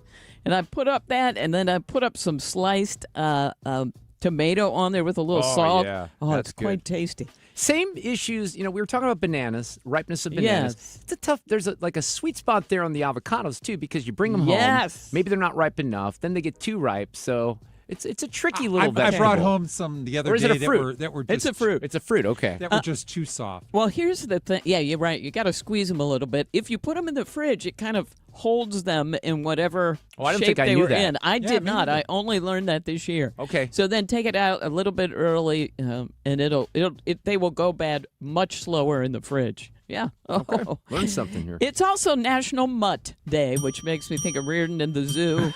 No doubt. And it's National Raspberry Cake Day. Now, I've never had that, but that sounds delicious. Hey. Not as good as your blueberry That's pie right. last night. Thank you for that. Because that was outstanding. That was amazing. I'm glad you liked it. It's also National Talk in an Elevator Day.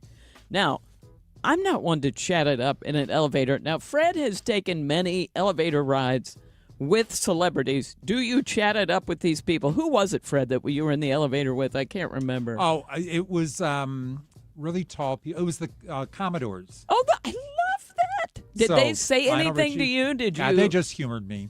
I was in an elevator at the Beverly Hills Four Seasons with my son, and Lyle Lovett stepped into the elevator. That's And bizarre. I'm telling you, he was with a woman that was even more beautiful than Julia Roberts. I'm not making that up. What? And I said hi to him. I said, "Hey, Mr. Lovett," I introduced him to my son. He was super nice. Oh, that's nice. I was also in an elevator with Jesse Jackson.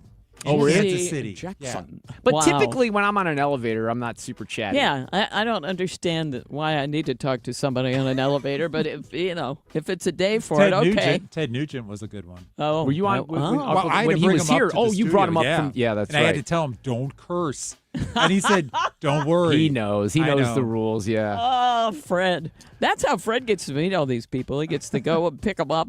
All right, on this day in history, 98 years ago. Okay, this is just shows you how far the movies have come. Okay, 98 years ago, in 1928, the MGM Lion roared for the first time at the beginning of the studio's first talking movie. Even though it's a tiger that roars. Yeah. Oh, sorry. Did you Is know that that? what it says? No. It's It's a lion, but it lion? actually the audio is of a tiger. Get believe it or not. out. Oh yeah, that's true. Maybe we've talked about that. I don't and know if it forgot. happened back then, but they did change it. That's cool. But the first talking movie at MGM was White Shadows in the South Seas, and there was only one word of dialogue in the entire film, and that word was, Fred, do you know it? Hello. Bingo! Oh my goodness. I Nice think job. I do this every year. Did so you know thank that, or for- were you just No, taking a he's stab? just- I guess. Okay. Oh, nice guess. Okay, this has music. 55 years ago today, in 1971, James Taylor's version of the Carole King classic You've Got a Friend hit number 1.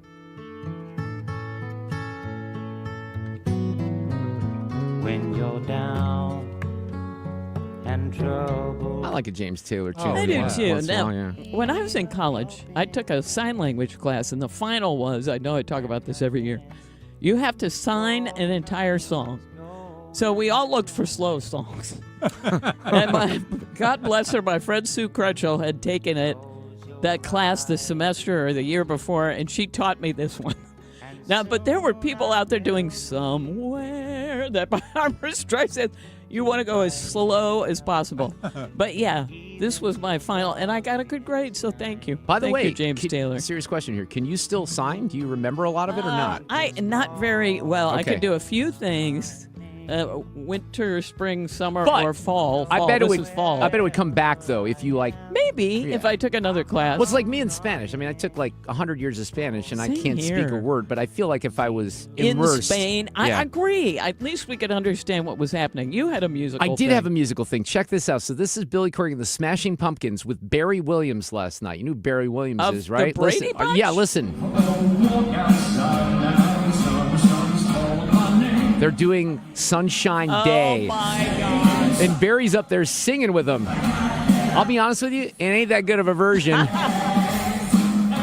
But we all remember of a certain age, this is one of my favorite songs maybe of all time because it just brings joy to your life by the Brady Bunch. I think I'll go for a walk outside now. The summer sun's calling my name. I mean, that just puts a smile on your face, Aw, doesn't it? it does. But I love that they covered that. The Smashing Pumpkins covered that That's with Barry hilarious. Williams. I couldn't find, I looked for better quality audio. There's not great quality audio out there, but I thought it was kind of cool. So there you go. Did they do it because he was in the audience? I don't or know is the that can't be backstory. part of their set? No, I think it was maybe just a one-off, but I wasn't sure. Oh, my It just was gosh. kind of trending. I saw something on Twitter and Instagram about it. I thought it was kind of cool. Oh, that's kind They of have, great. this is a big weekend up there. They have Lollapalooza going on. I think it might have even been one of those post-Lala shows. Oh, a lot of okay. bands will go to a club after they do their set and do Brady Bunch songs. Apparently so, yes.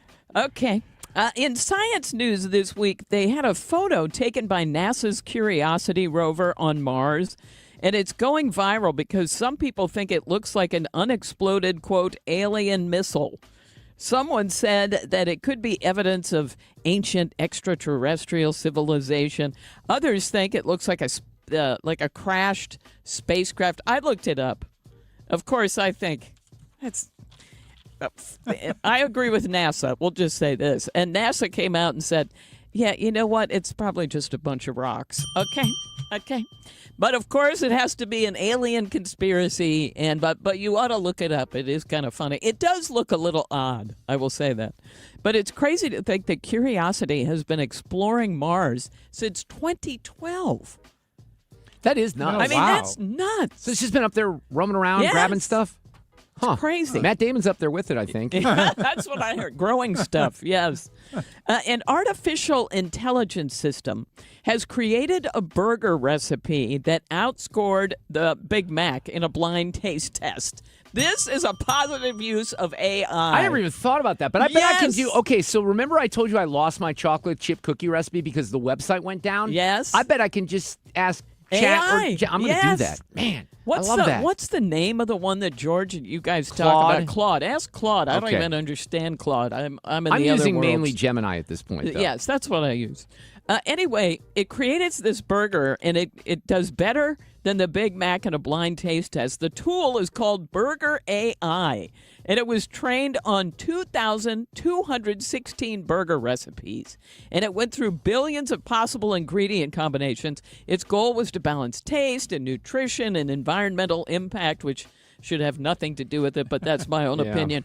One of the biggest successes was a beef and mushroom burger that was as popular as the Big Mac, but significantly reduced environmental things. So the question is now, do you think that AI is now going to come up with like different menu items? How much? Sure sounds like it. I think it might. Wow, I didn't even think about didn't AI related either. to food. We may bring that up on Tuesday with George because that's interesting. It is interesting. And finally, in Sue's news, we have today's random fact. First of all, I thought this was interesting. People who are colorblind are less likely to be picky eaters. I guess it's just how it looks. And also, you eating mustard with a brat, you admitted at one point it was good last night. It was Wasn't good. wasn't I it? liked But I missed my ketchup. I did. well. We're They were coming great back. brats. Paul Hall on entertainment coming up. The summer sun's calling my name. I hear you I'm Dan yell Loney again. with Your Money Now. 2 of the 3 dissenting votes from this week's Fed meeting explained why they think interest rates need to move higher. Both Cleveland Fed President Beth Hammack and Minneapolis Fed President Neil Kashkari feel that it is better now to hike rates to deal with inflation than later so that the 2% target rate can be reached. New York State is suing predictions platform Kalshi, saying that the company is running an illegal gambling operation. The suit says that Kalshi accepts wagers and is disregarding for the state's constitution and laws by not being registered with the State Gaming Association. Back-to-back days gaining ground on Wall Street to end the month of July. The Dow Industrial Average picked up 277 points, ending the day at 52,485. NASDAQ added 251 points. The S&P 500 gained 52. West Texas crude up 1% at $84 a barrel. That's Your Money Now. That'll be $84.52. Perfect. Grab the bags, honey. Mom, why do you always check your phone before we pay? I'm just claiming my cash back on the Upside app. Since we're getting the groceries here and we filled up the car on the way, I've already earned enough this morning to pay for that pizza night we're having Friday. Wait, so the app pays for pizza? Not exactly, but the cash I earn on stuff we need helps us pay for the stuff we want. It's just a little win for our family every week. Get more out of your everyday. Upside is the free app that gets you cash back on routine purchases like gas, groceries, and dining out at more than 100,000 locations nationwide. No points, no rebates, just cash back straight to your wallet. Download the free Upside app and use promo code ACT5 to get a $5 bonus on your first purchase. That's promo code ACT5 to get a $5 bonus. Remember, use promo code ACT5. Offers vary by user and location at participating merchants. Go to upside.com for terms and conditions. Looking for a smarter, safer way to invest? For a limited time, lock in a great rate with Together Credit Union's 11-month CD special. From day one, your return on investment is guaranteed. No market swings, no surprises. Just a competitive, fixed rate that steadily grows your deposit. Make your money work harder with a financial partner that puts you first. Visit a Together Credit Union branch near you or go online to togethercu.org to learn more. Together Credit Union, federally insured by NCUA. I'm Bill Eigel. I'm a no on data centers. Last year, when a new hyperscale data center was up for a vote in St. Charles City, I'm the only candidate for county executive who stood with you in opposition. Meanwhile, Steve Ellman was writing op-eds in support of data centers. In fact, He spent $400,000 of your taxpayer money to identify 6 locations just for data centers in St. Charles County. I'm Bill Eigel, and if you don't want data centers in our county, then I'm asking for your vote on August 4th. Paid for by Eigel from Missouri. Lisa Borchers, treasurer. Ouch! Checked from behind. Man, that's gotta hurt. I'd hire Morgan & Morgan if I were them. What? Yeah, Dan, America's largest injury law firm. They serve up justice, ice, cold, law. Know what I mean? I guess. Their gloves come off when they fight for you. Okay. I'm talking a settlement slap shot. Shouldn't we be talking about the game? Yeah, Dan. Morgan & Morgan. Proud partner of the St. Louis Blues. Injured? Dial Pound Law or visit forthepeople.com for an office near you. Have you heard those ads claiming Amendment 4 stops conservative amendments? That's not true. It actually stops a couple big cities from pushing radical ideas into our Constitution. Remember 2024? Only 8 out of 114 counties voted to allow transgender surgeries on children. That's terrifying. We can't let just a handful of counties rule the whole state. Exactly. Amendment 4 requires broad statewide support and keeps foreign money out of our elections. Vote yes on 4 this August 4th. You convinced me. I'm voting yes too. Paid for by Freedom Principle MO, Missouri First PAC, Kate Sickles, treasurer. How We Made Your Mother is a rewatch podcast that looks back episode by episode at the hit TV show How I Met Your Mother. It's hosted by me, Josh Radnor, along with series co-creator Craig Thomas. In seasons 1 and 2, we were joined by Neil Patrick Harris, Kobe Smulders, Bryan Cranston, Ashley Williams, Wayne Brady, Jenna Fisher and Angela Kinsey, Joe Manganiello, and my brilliant co-creator Carter Bays, and now we are diving into season 3. So whether it's your 50th rewatch or your first time through, follow How We Made Your Mother wherever you get your podcasts. It's time for a $98 AC tune-up. And this portion of the show on a Friday is sponsored by Jerry Kelly Heating, Air Conditioning, Electrical, and Plumbing. Still celebrating? Yes, we are. America 250 on 97.1 FM Talk is sponsored by Paramount Men's Medical Center. All right, well, before we get into the movies here, I am told on good authority, should be Fred, that Paul Hall, who's going to talk movies here and streaming shows, is colorblind. Is this true? You're colorblind? I'm colorblind, or I guess they technically defined it as color deficient because there's different colors I can't tell very easily the difference between, like blue and purple, red and orange, sometimes red and green or red and yellow. So like traffic lights, I look for position more than I look for oh my goodness actually the colors. Or if a red emergency vehicle or a yellow light emergency or yellow light vehicle is approaching, I have to really pay attention before I can figure things out. So something I've had all my life, and people always, I had the best question, Mark, as a hunter in the past. I had a former hunter come up to me and go, put his blaze orange jacket on and goes, "What color is this?" I said, "It's orange."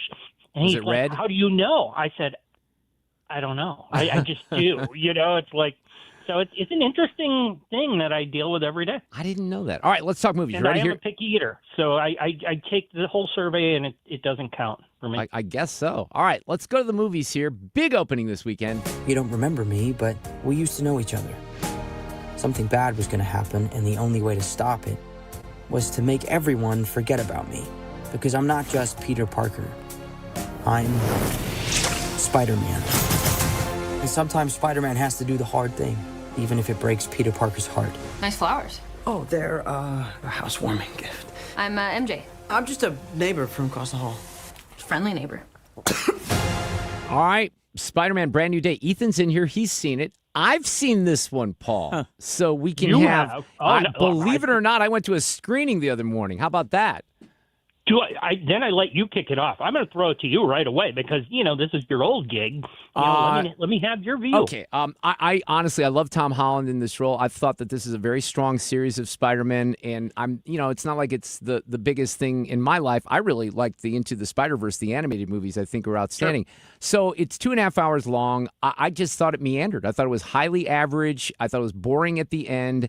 These stories are always the same. I do like Tom Holland. I don't know. I'm an outlier here, Paul, because I think Ethan's going to tell you he really liked it. My daughter, it's interesting. My daughter and my son went with me. We kind of agreed. Now, don't get me wrong. I don't think it's a bad movie. I think it's, adequate, if you will. I think it should have been shortened up. And here's one thing I will say. Ethan, we didn't talk about this, but please, for the love of God, if you go to this movie, do not waste your time through the credits because the end credit thing, it's not even a scene. It's just stupid. Do you at least agree with me on that, Ethan?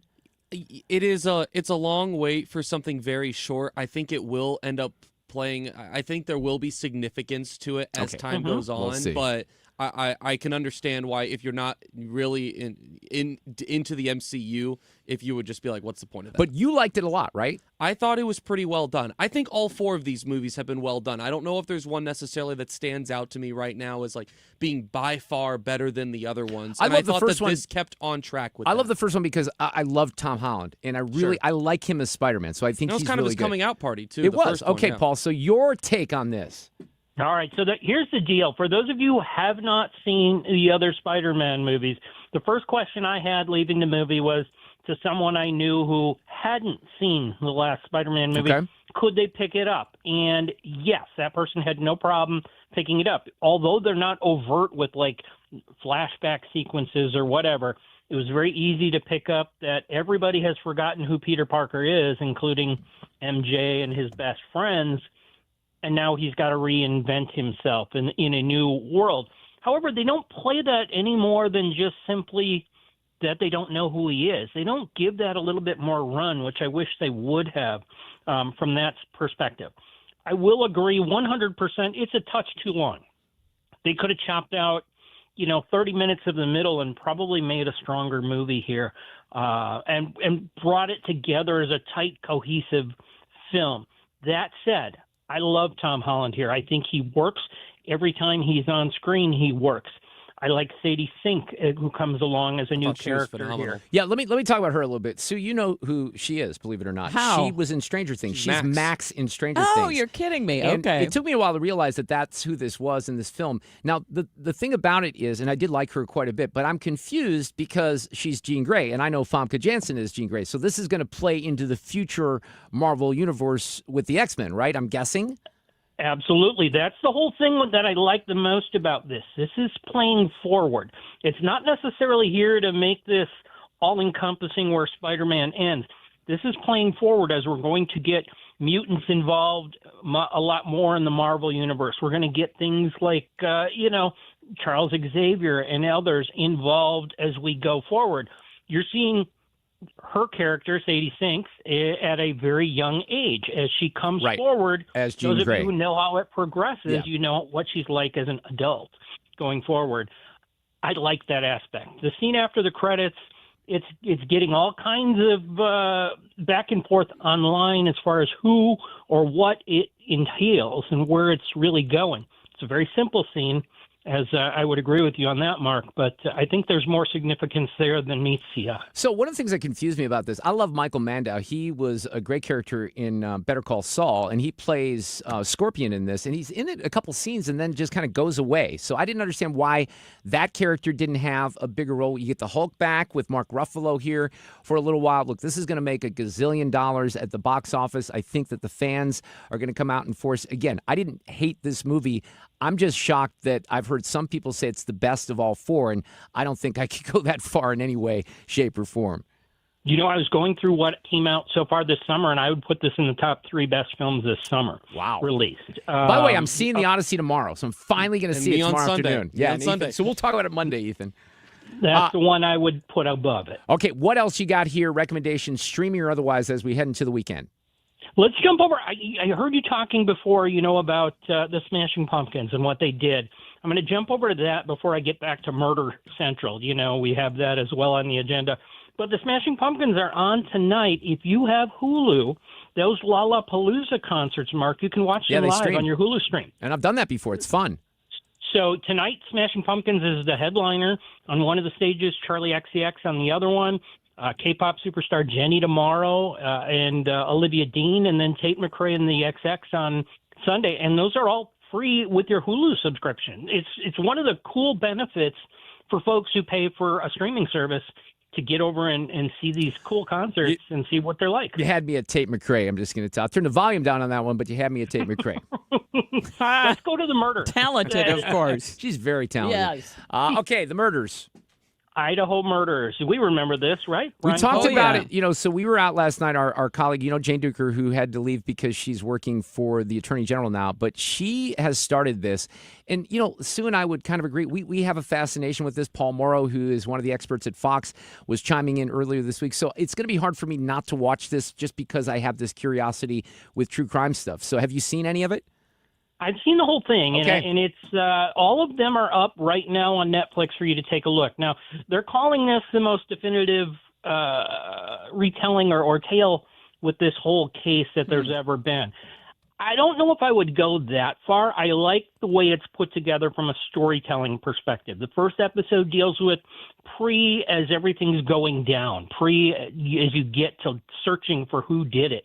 Second episode is more of the who did it and dealing with that aspect of things. And the third episode deals with the trial and the aftermath and the people involved. And there's some interesting things along the way, but I don't think there's a whole lot of revelations here for those of you who have followed this case, because this case has obviously been all over the news since it happened. Well, that was one of the questions I had for Jane, and she did feel like we learned some new things because we followed this so closely, Sue. That's what I'm wondering if we were going to say, okay, we knew that, right? I see, and that would be a disappointment. Right. But how many episodes? What I'd like 3? here is, there's only 3 episodes. They're about 45 minutes apiece. What I do like about what they have here is the emotional effect on the kids and the kids around them, not just the people that lived with them, but the people that went to a class with them, the people that lived down the street, and how certain things evolved. I think it tells a really interesting story, especially in episode 1, as you deal with the kind of learning that had happened, and some of the missteps that happened. Like, for instance, the kids that are sitting right outside waiting for the police to tell them something, hear about the fact that there's been murders that have taken place by the university who tweeted it out before they heard about it from the people standing right there.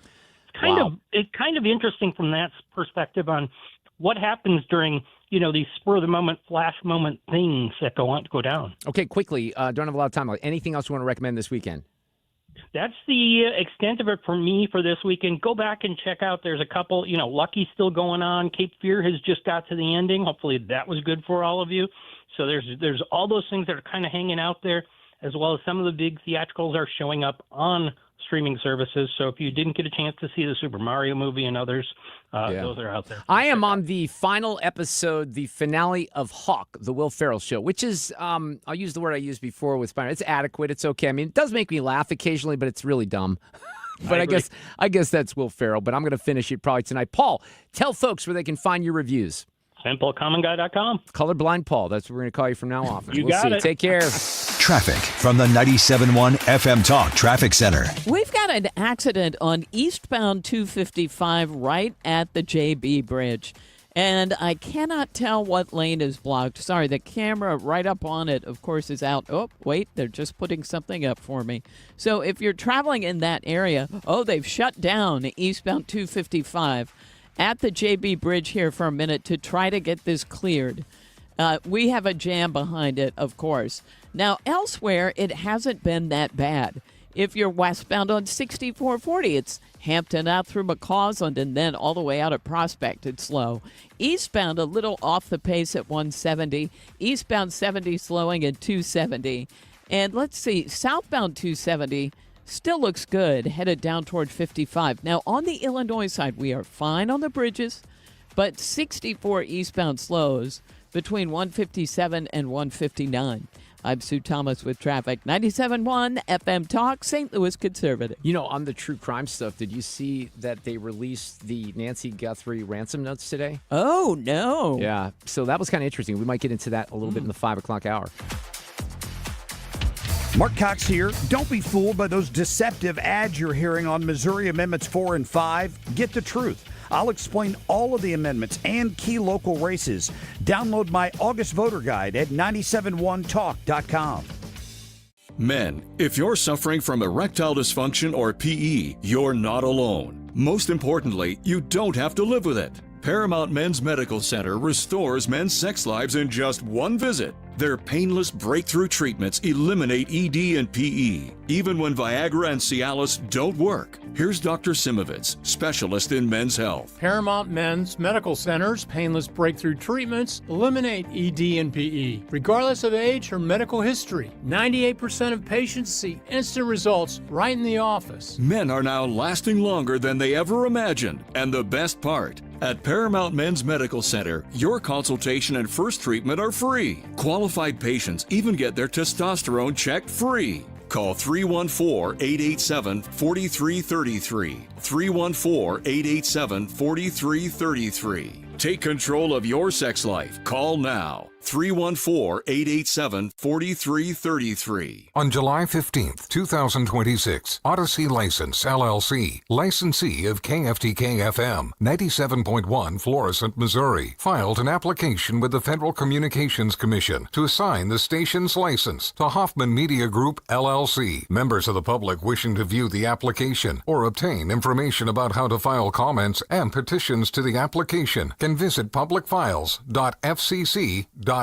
and search in the KFTK-FM's public file. Steve Ellman leads. Ellman enacted a data center moratorium. He doubled our parkland, built new roads, prioritized safe schools and streets, eliminated the county's real property tax. Ellman for St. Charles County.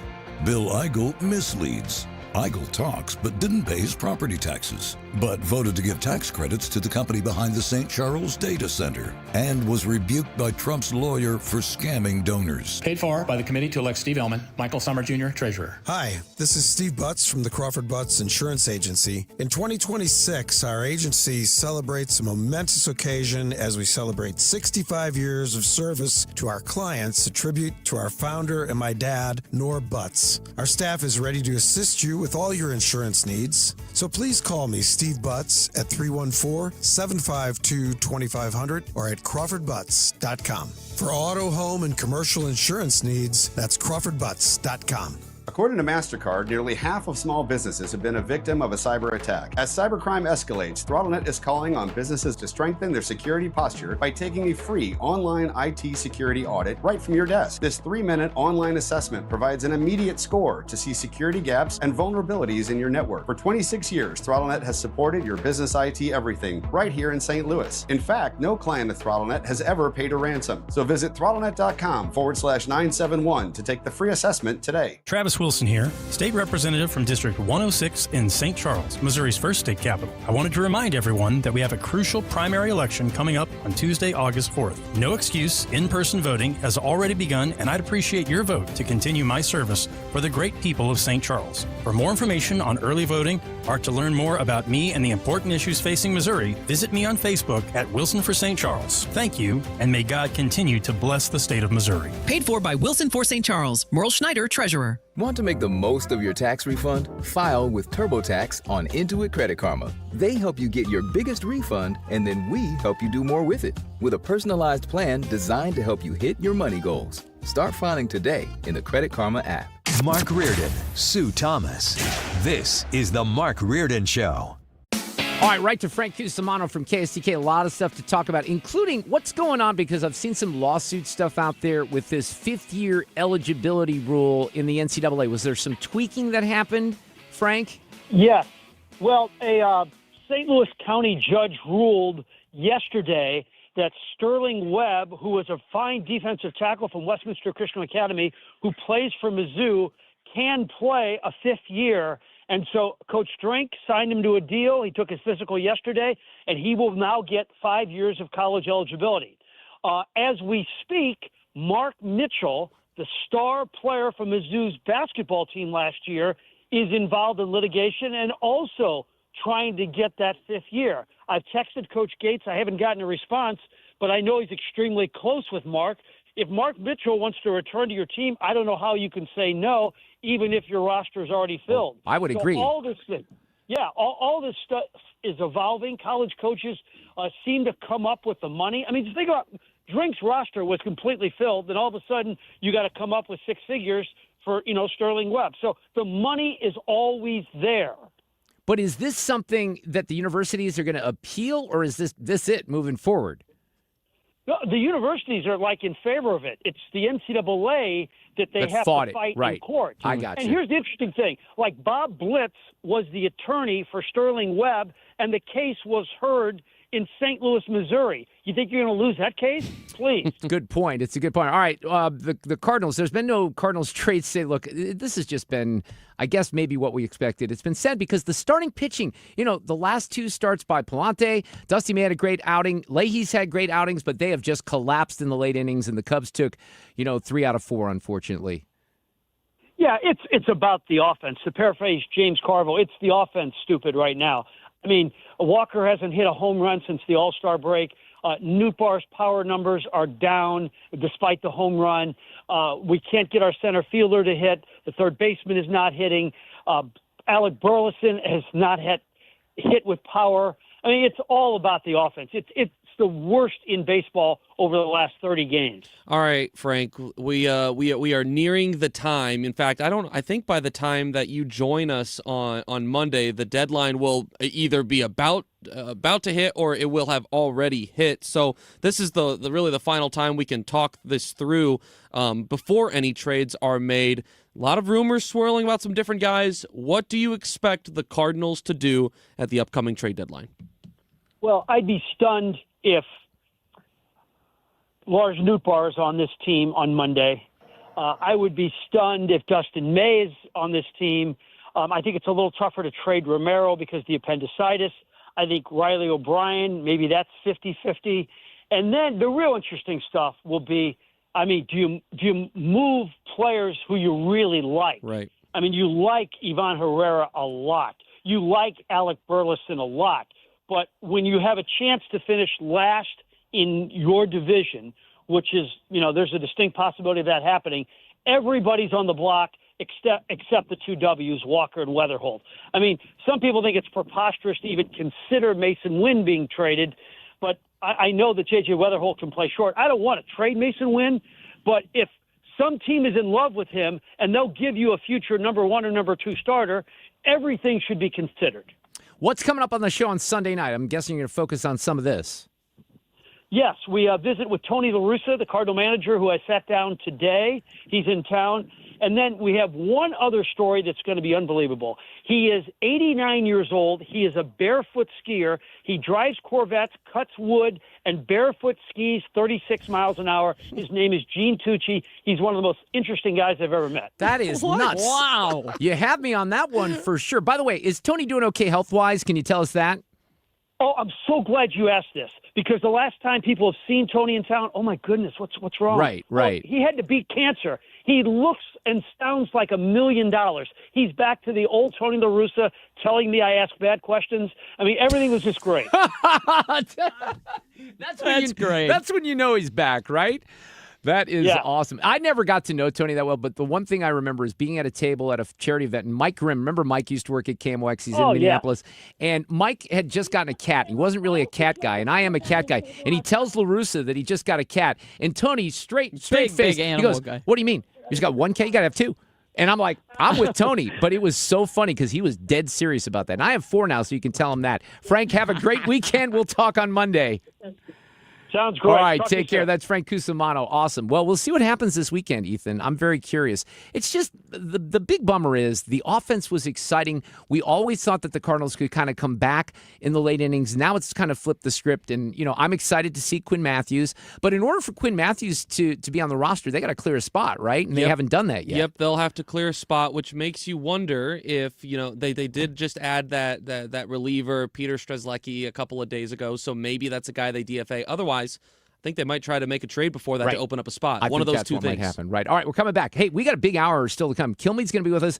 Actor and comedian TJ Miller at 5:30. Traffic from the 97.1 Sure am. FM. So you know the old timers warned. I don't know what happened. I did not double punch that, Ethan. You're going to tell me that I did. Go ahead, Well, Sue. you did. I don't know how I could have. You had to have. Okay. There is an accident on eastbound 255 approaching the JB Bridge, and they have shut down eastbound 255. Traffic is being diverted onto Koch Road. Again, eastbound 255 closed because of an accident there at the JB Bridge and traffic being diverted onto Koch Road. Now, there are some cars that are stuck between the ramping, the diversion of traffic onto Koch Road and the bridge. Oh, gosh. So I'm not sure what will happen there. This obviously is the biggest issue we've got right now, and there is a jam that goes back past Telegraph. Avoid the JB Bridge from the Missouri side right now if you're taking that into Illinois. Accident reported eastbound 64 east of 170, so some volume there, and moderate volume westbound. And out west, it's slowing at Prospect. Also on the Illinois side, eastbound traffic on 64 is jammed east of 157 through 159. I'm Sue Thomas with traffic. 97.1 FM Talk, St. Louis Conservative. Bill, you're an old politician. Yup, sure am. So you know the old-timers warned that someone trying to sell you a pig in a poke was a con man. Well, sure. Well, no offense, Tom, but your politician's Amendment 5 is a pig in a poke, helping politicians to raise our taxes without a vote of the people, and the politician's Amendment 4 takes away our power to do anything about it. Well, let's look at what's really inside Ford 5. Oh, don't do that. 5 hits hardest seniors and those struggling financially with new taxes on services like doctor visits, in-home care, and rent. Sales taxes could more than triple. For up to 80% of Missourians, it's a tax hike. And Amendment 4 ends majority rule, allowing a minority of the most liberal statewide voters in one district to effectively end our power to stop corruption and out-of-control spending and taxing. Slick plan, huh? No, Tom. 4 and 5 are schemes that hurt citizens and transfer our power and our money to politicians and lobbyists. That's why I'm voting no on the politicians' Amendments 4 and 5, paid for by Missourians for Fair Governance. Last year, I had back pain radiating down my right leg. The pain was so bad I was willing to cut my leg off to stop the pain. I could barely walk and had to stoop over when I did just to take pressure off the spine. I'm John Morgan of Morgan & Morgan. In my professional career, I've represented thousands of people who've had herniated discs and issues with their neck and back, but never fully appreciated what they were going through until it was my turn. It's like trying to describe colors to a blind person who's never had sight. All I can tell you is it hurt like hell, but worse. My daily walk was gone, and that bothered me a great deal. Then I thought of all of you and how much more devastating this type of injury could be for you. My life stopped. I now feel your pain. Just know at Morgan & Morgan, we got your back. I understand. Morgan means more. The choice of a lawyer is an important decision and should not be based solely upon advertisements. Past results afford no guarantee of future results. Every case is different and must be judged on its own merits. Bill, you're an old politician. Yup, sure am. So you know the old-timers warned that someone trying to sell you a pig in a poke was a con man. Well, sure. Well, no offense, Tom, but your politician's Amendment 5 is a pig in a poke, helping politicians to raise our taxes without a vote of the people, and the politician's Amendment 4 takes away our power to do anything about it.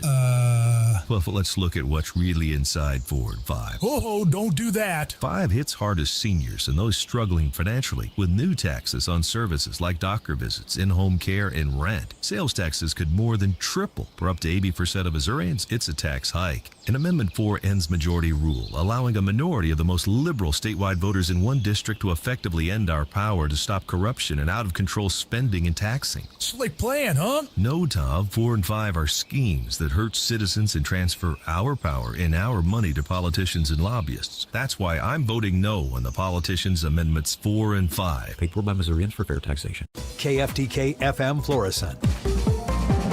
An Odyssey station. They will disarm. I'm Lisa Lacera, Fox News. Hamas says they will agree to the terms of the Gaza peace plan if Israel ends its strikes, as President Trump highlights terms of the plan during a cabinet meeting this morning. President Trump's Board of Peace says it has a deal for Hamas to disarm as part of a peace plan that would eventually see Israel withdraw from Gaza. It's a big step for the Middle East, and people are really impressed by it, and they're surprised by it. Speaking at a cabinet meeting at Camp David, President Trump says a weaker Iran was key to the breakthrough. Still, Israeli officials have signaled skepticism, and President Trump concedes. Will it go through its ups and downs? It's a very complex situation over there. The people are very complex. A comprehensive peace plan calls for an international stabilization force to train a Palestinian police force to take over security operations in the Strip. Fox's Jared Halpern in the White House. And on Iran, the president again said the U.S. will be hitting it very hard. Iran is doing very poorly. Just in case you read incorrect stories, they're doing very, very poorly. They're having a hard time. They've been very dishonest. They've been very dishonorable to deal with. This coming after strikes earlier this week in retaliation for Iranian missile attacks on U.S. forces in Jordan. CENTCOM says those missiles were intercepted. Pima County, Arizona authorities have released early ransom notes in the disappearance of Nancy Guthrie in hopes someone might recognize the writing style. The mother of Today's Show host Savannah Guthrie was last seen 6 months ago. Despite doorbell camera video of the suspected kidnapper, no one has been named or identified. None of the ransom notes have been authenticated, and there's been no proof of life. Fox's Claudia Cowan, the first note sent February 2nd, said Guthrie was safe but scared and would be released unharmed once the captors received $4 million in Bitcoin, with the demand increasing if the first ransom was not met. America is listening to Fox News.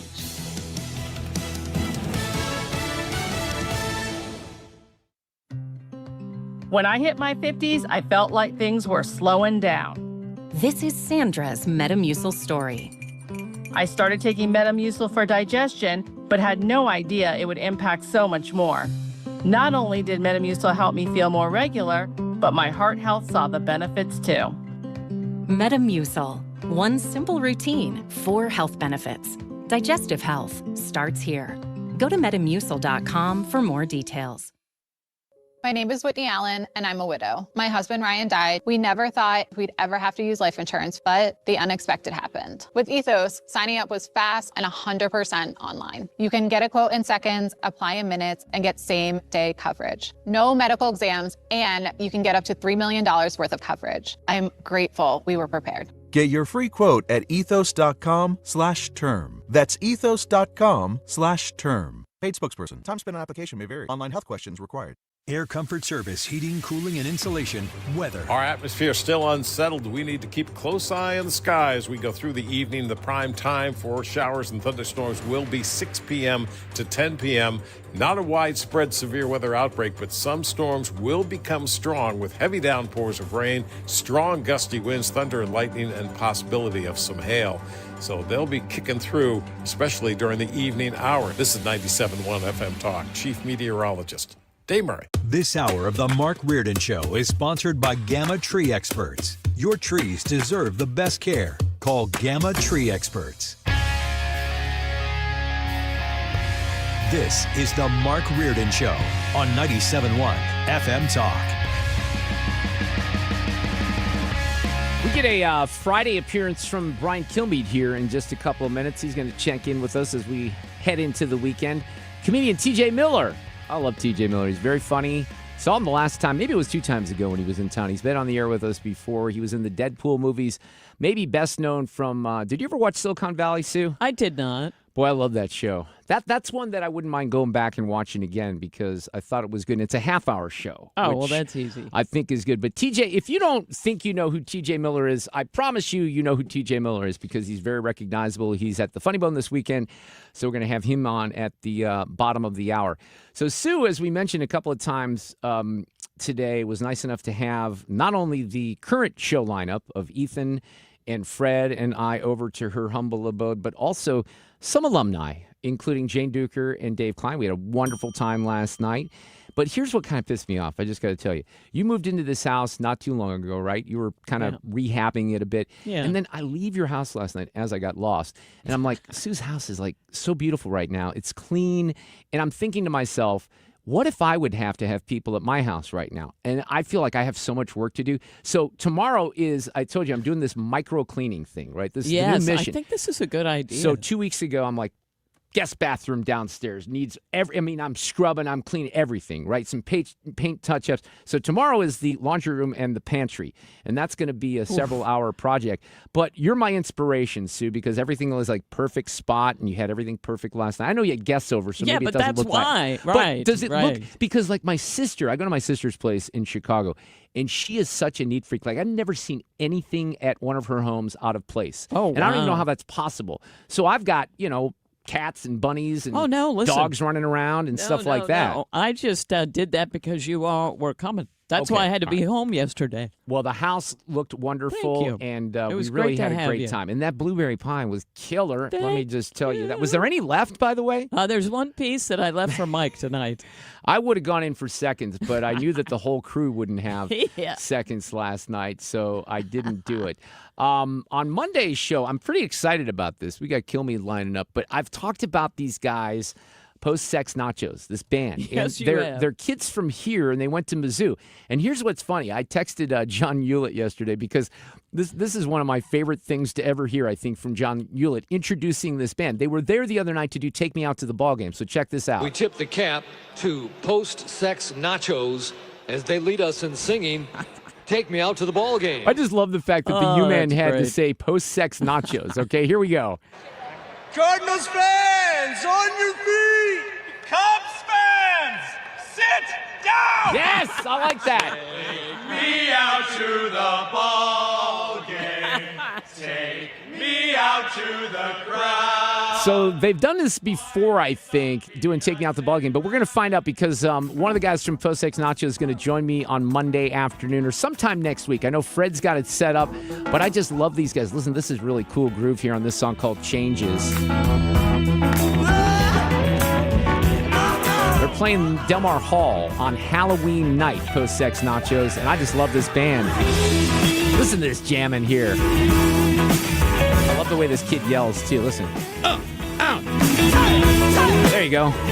So I'm very much looking forward to that. You know, I like to do my self-indulgent music stuff, and I just love this band so much, and they have a new album coming out in, I think, a month, in September. And I've told you this before. I just feel like this is a band that I'm going to see at Del Mar Hall, and then that's the last small venue I'll see them in because I feel like a peak is coming. But I really like them, and I'd like to know, first and foremost, where did the name come from? It must have come from something in Columbia, Missouri. I mean, you can use your imagination based on what the phrasing is, but we'll hook up with one of the band members next week. Okay, we have audio cut of the day at the end of this hour. We got TJ Miller, comedian extraordinaire, coming in here in just a little bit. Right now, Brian Kilmeade, a rare Friday appearance. Hello, Brian. How are you?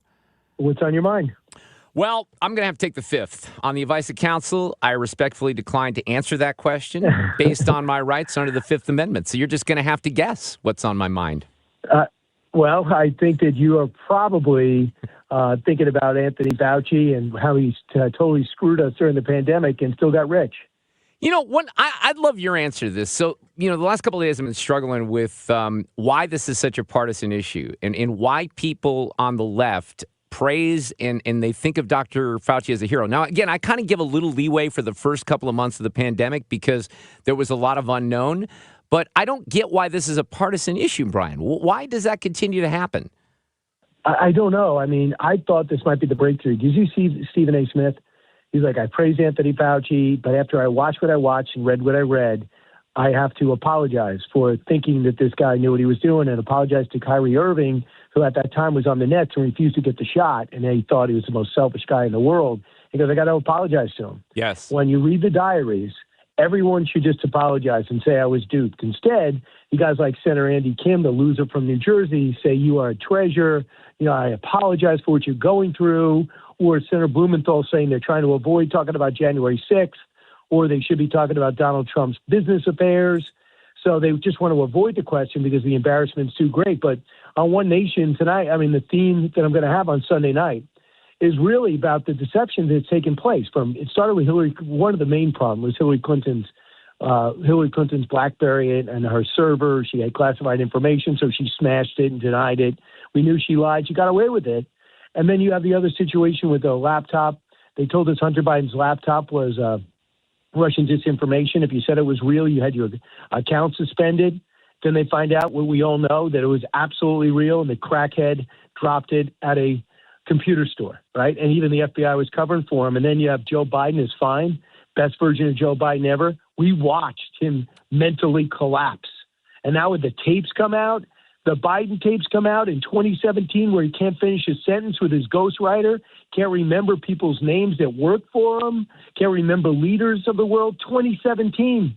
And then we got to pretend like he was fine for 4 years and George Clooney was the first to discover it. Yeah, no, that's that. There's no credibility to that at all. Now, one of the things this week that's frustrating me, look, Fauci's on the hook. I think that a lot of this was exposed. I hope more people take time to look at this, but I think some media people are getting let off the hook here, especially at CNN, and I think you might agree here. Look, Dana Bash, I tuned in the other night, and Dana Bash was lecturing America about how awful it was to have Senator Bernie Moreno from Ohio drop an F-bomb when he was, addressing Dr. Fauci in that hearing the other day. That's far worse offense than Dana Bash cozying up to Dr. Fauci, not doing her job as a skeptical journalist, washing away all the journalistic malpractice that you just listed. There's a long, long list, but they're getting off the hook here because no one's really taking a look at them.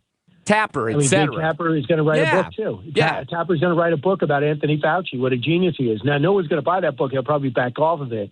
I mean, I wouldn't think anyone would buy the book. The guy's a clown, an absolute sociopath. I mean, did you see some of those? Did you read some of those entries? Yes, I did. I am the most famous person in the country. Yeah. I did the Fauci 5, all 5 Sunday shows. I can't believe it. Julia Roberts and Barbara Streisand and Brad Pitt plays me. And I love Brad Pitt and Rachel Maddow. I wanted to do your show and they held me back. It's insanity. Insane. If I found myself supporting a guy like that during a critical life and death situation, I'd be embarrassed. And for those people, when Donald Trump was saying, open up the schools and don't shut anything down, and they were saying you're being irresponsible, listen to Anthony Fauci, listen to the science. And then we find out that he was trying to avoid looking at the science because all fingers pointed back to him.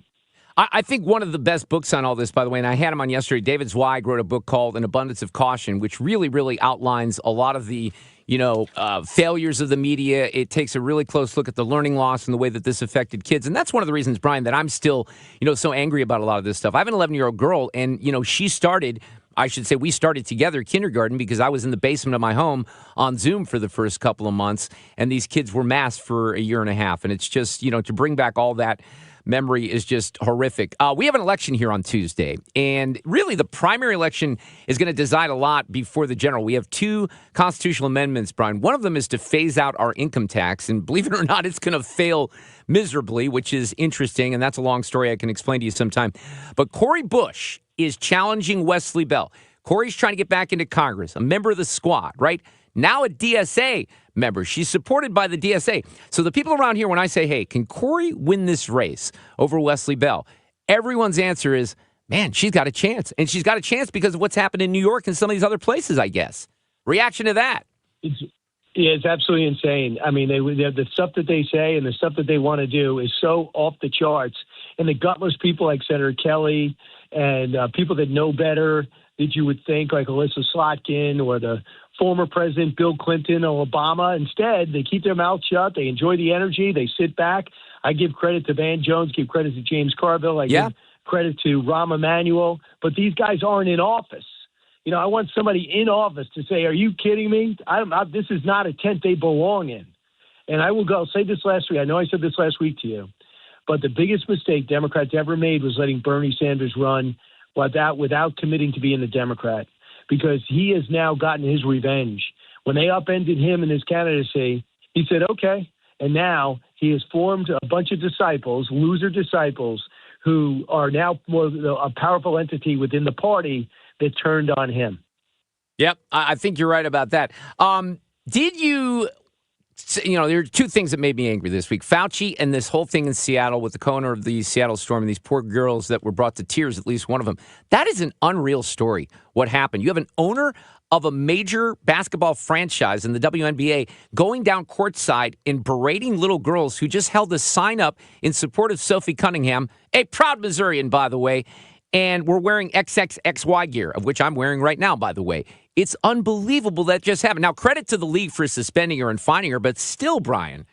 It is nuts. Every day, you think the WNBA peaked when they resisted Caitlin Clark. Now we have Sophie Cunningham, the other lightning rod. Everything to do with hurting themselves. These loser idiots who can't market who are invisible for 20 years, being propped up by this horrible thing called men's basketball. Now all of a sudden get a break, and since they don't really worry about anything, since they're supported by the men's league, they go ahead and they blow up the only thing they have to sell. So they got a bunch of angry players who have talent, but are so resentful of a white girl that doesn't want to give in and apologize for being white and from Iowa. And now they thought they'd just beat her up and have the league diss her too. So, and now Sophie Cunningham is the new target. What I love most about it is she's smiling her way through all the way through it. Yeah, you're right. It's awesome. I love the way she's handling herself, and she's not backing down at all. Did you watch? I'm curious. Did you pay any attention? Did you talk about the Tony Romo arrest this week? No, I haven't talked much about it. It's interesting because I guess maybe I like him and I'm going a little easier on him. But if you see the recording, I mean, he's being uber polite. You could not be more polite to the officers, and it was an interesting exchange. All right, on Iran, here we go, and just so you know, he does have he's going to be on a leave now from CBS. That's what I saw. Yeah. So, yeah. I think that's going to be a short leave. I really do. I think this is going to be resolved. I mean, I'm not advocating anyone driving while intoxicated, but I guess my point is I've seen far worse cases than that. On Iran, I can't even believe, are we still in a war? We keep hearing the same thing from Trump over and over.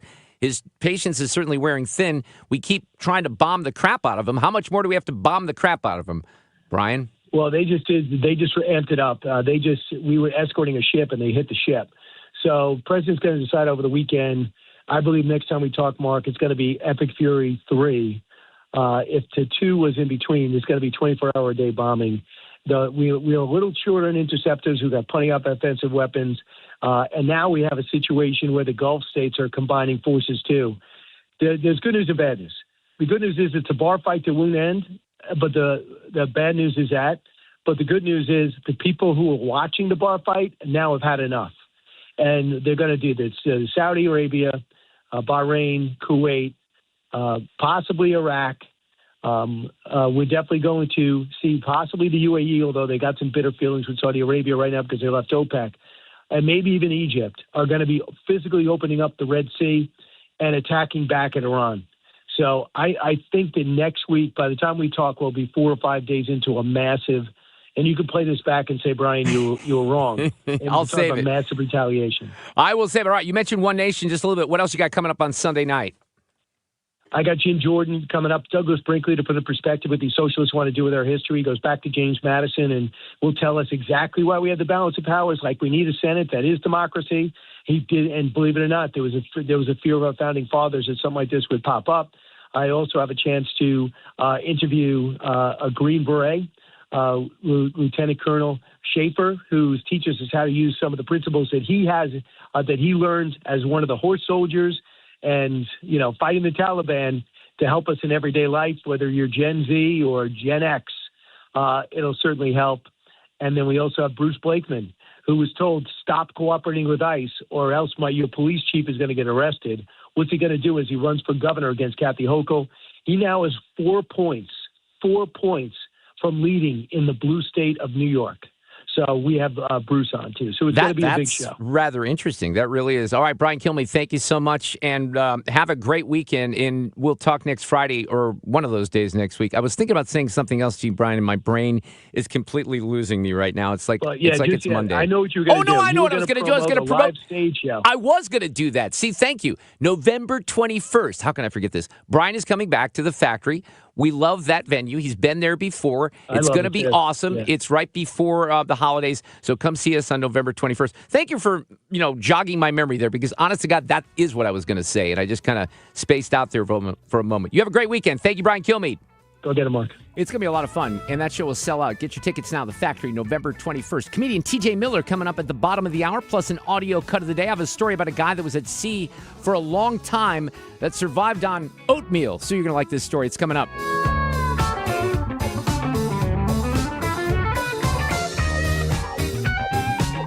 It's time for $98 AC tune-up.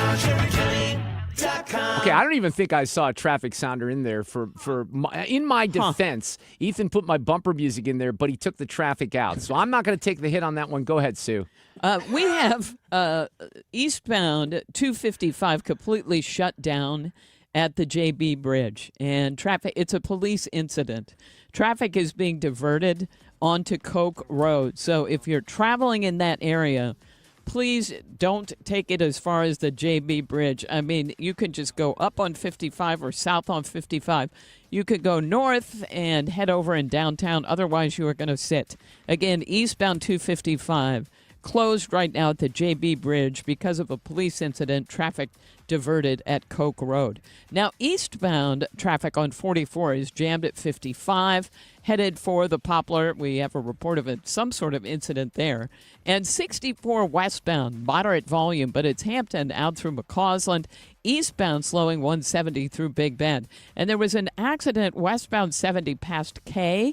That's been blocking the right lane and the right shoulder. On the Illinois side, 64 eastbound, slowing, approaching 159. That due to road work. Sue Thomas with traffic. 97.1 FM Talk, St. Louis Conservative. Not that you or the audience will care too much, but just a little inside baseball. So I like to do my bumper music in the 5 o'clock hour on Friday because it was robbed from me from all the other hours, right? That's a long story. So, Ethan, the last 2 weeks I've had that song in there. It's a song by a band called Goose that I like. And he's forgotten to put it in for 2, maybe 3 weeks. So today, not only does he put it in, and I remember, because I have to kind of remember and do the board a little differently, but then the traffic sounder's not there, and we were all very confused. So it's something about this 5:20 break on a Friday that's not working. Annie Fry here. If you're nearing retirement or already retired, call my friends Thomas Helbig and Bob Kershaw with the Retirement Advisory Group. They'll show you how linking to the market is much safer than owning the market for your retirement savings. They are the official financial advisors of my show. Go to retirementkey.com. License number GL2500615. You're cooking dinner. The lights go out. You flip the breaker and forget about it. But what if it keeps tripping? Trips once, your breaker's doing its job. Keeps tripping? That's a warning. Bad wiring or something worse. Do people just keep flipping it? Most do, until they can't anymore. Call Grasser. We'll stop the trip. Green is always Grasser at GrasserHomeservices.com. The radical left let crime and drugs pour into our nation, and they let biological men into girls' sports. But here in Missouri, if there's a problem, we fix it. That's why Ann Wagner's fixing the mess the radical left made and delivering for us. Wagner voted to ban biological men from competing in girls' sports, and she voted to fund the police and provide more resources for Border Patrol agents, keeping our families, communities, and children safe. And Ann Wagner didn't stop there. In Congress, Wagner passed the largest working-class tax cut in American history, kept big government out of our business, protected our way of life, and ensured our communities remain safe. That's why Ann Wagner's endorsed by the Missouri Farm Bureau and Missouri Fraternal Order of Police. Vote Ann Wagner for Congress on August 4th. I'm Ann Wagner, and I approve this message. Paid for by Ann Wagner for Congress. Travis Wilson here, State Representative of District 106 in St. Charles, Missouri's first state capital. As a 31-year resident of St. Charles County, I know the issues that are important to our residents, such as protecting women's sports, stopping harmful procedures on minors, and fighting the woke agenda. As your representative, I know what it takes to bring new opportunities to our community to ensure our children have a brighter future. It's been the honor of a lifetime for my family and me to represent you, and I humbly ask for your vote again on August 4th. Paid for by Wilson for St. Charles. Merle Schneider, Treasurer. This station is now conducting a test of the emergency alert system. This is only a test.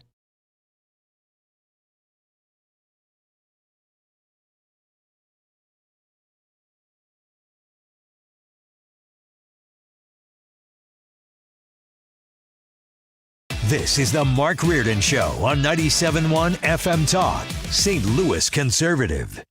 This is one of my musical obsessions right now. A young woman named Stella Lefty. Have you heard of her, Sue? She had a breakout song called Boston a couple months ago. This is a new one. I wasn't born this way. She's got a great story because listen to the rasp there. I'm just the product of too many heartbreaks. My understanding is like she's very young, but she had no intention of going into the music business or becoming a singer-songwriter. And she started writing some songs, and that Boston song that a lot of people might have heard went real viral, and this one's good. Oh, yeah, I have heard.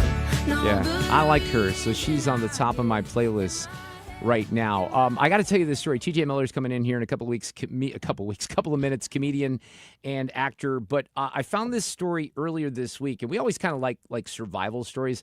This was in the LA Times. A guy by the name of Kai Sato. He's only 39 years old, and he's on this crazy trip. It's a solo voyage. Now, why people want to do things like this, you'll have to tell me. But it's a solo voyage from Catalina Island, outside of Los Angeles, all the way to Hawaii in June. So 2 weeks into this, okay, the mast on his sailboat snapped. That sends him off course, right? Yeah. So he is talking, and this is actually in the LA Times, but he only spoke to the Hawaii News Now outlet. So they're kind of recalling it from what he told them. He says he tried to motor back on course, because the sailboat has a motor to an engine, but he ran out of gas. His cell phone, which he was using for navigation, became waterlogged, inoperable. So he said, listen, this is so awful, because imagine being in the middle of the ocean. I mean, that is a vast, vast space. Yes. And if you're off course and you lost everything, really, he says that he just cried. He said he spent a week crying. He contemplated suicide because he was just drifting away.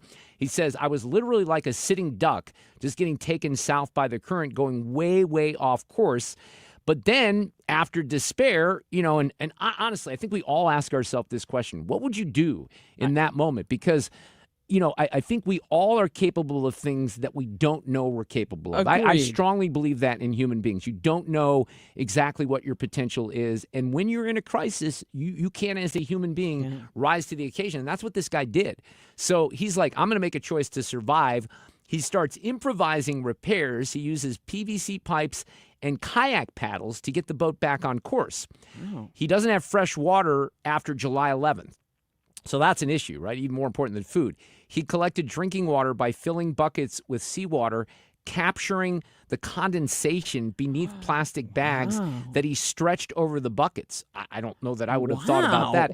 He survived on oatmeal. Apparently, he had some of that with fish and squid that landed on the boat. Wow. And it took him a month to make his way back into the shipping lane from California to Hawaii. So he's out there for like a month and a half, carrying on conversations simply with the ocean. He says he meditated a lot.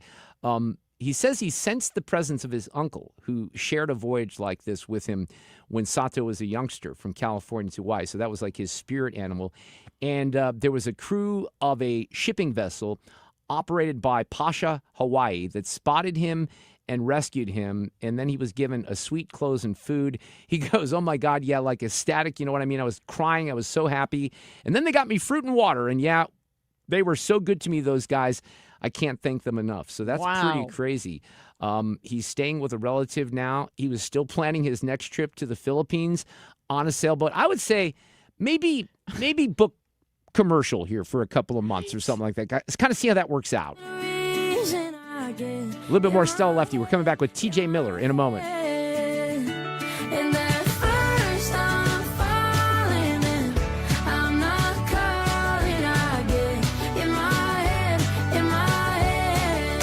Traffic from the 97.1 FM Talk Traffic Center.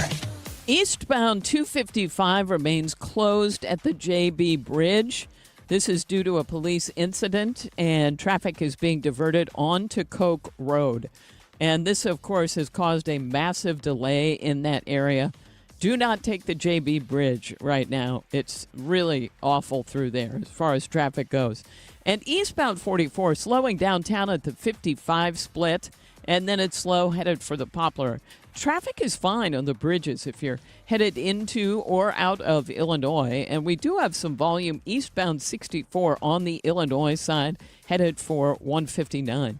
Now, back on the Missouri side, that we had an accident on westbound 70 past K. It's been blocking the right side. A little bit of a slowdown there. And 64 westbound still lining up at Hampton.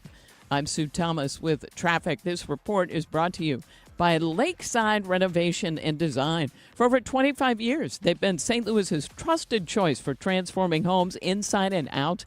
They do everything from siding to kitchens, and they deliver quality craftsmanship with lifetime warranties. Visit lakesiderd.com to start your dream project today. I'm Sue Thomas. That's Traffic. 97.1 FM Talk, St. Louis Conservative. Sue, I think you'd agree. I hope TJ Miller has a hoodie or a winter coat for our frigid temperatures here in the studio. He's coming up next. I'm Bill Hemmer, and these are the most impactful moments in American history.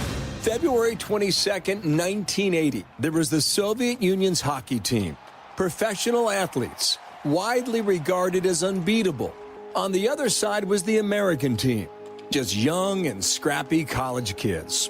From 1960 to 1980, the Soviet Union had won all 12 Olympic matchups with the United States.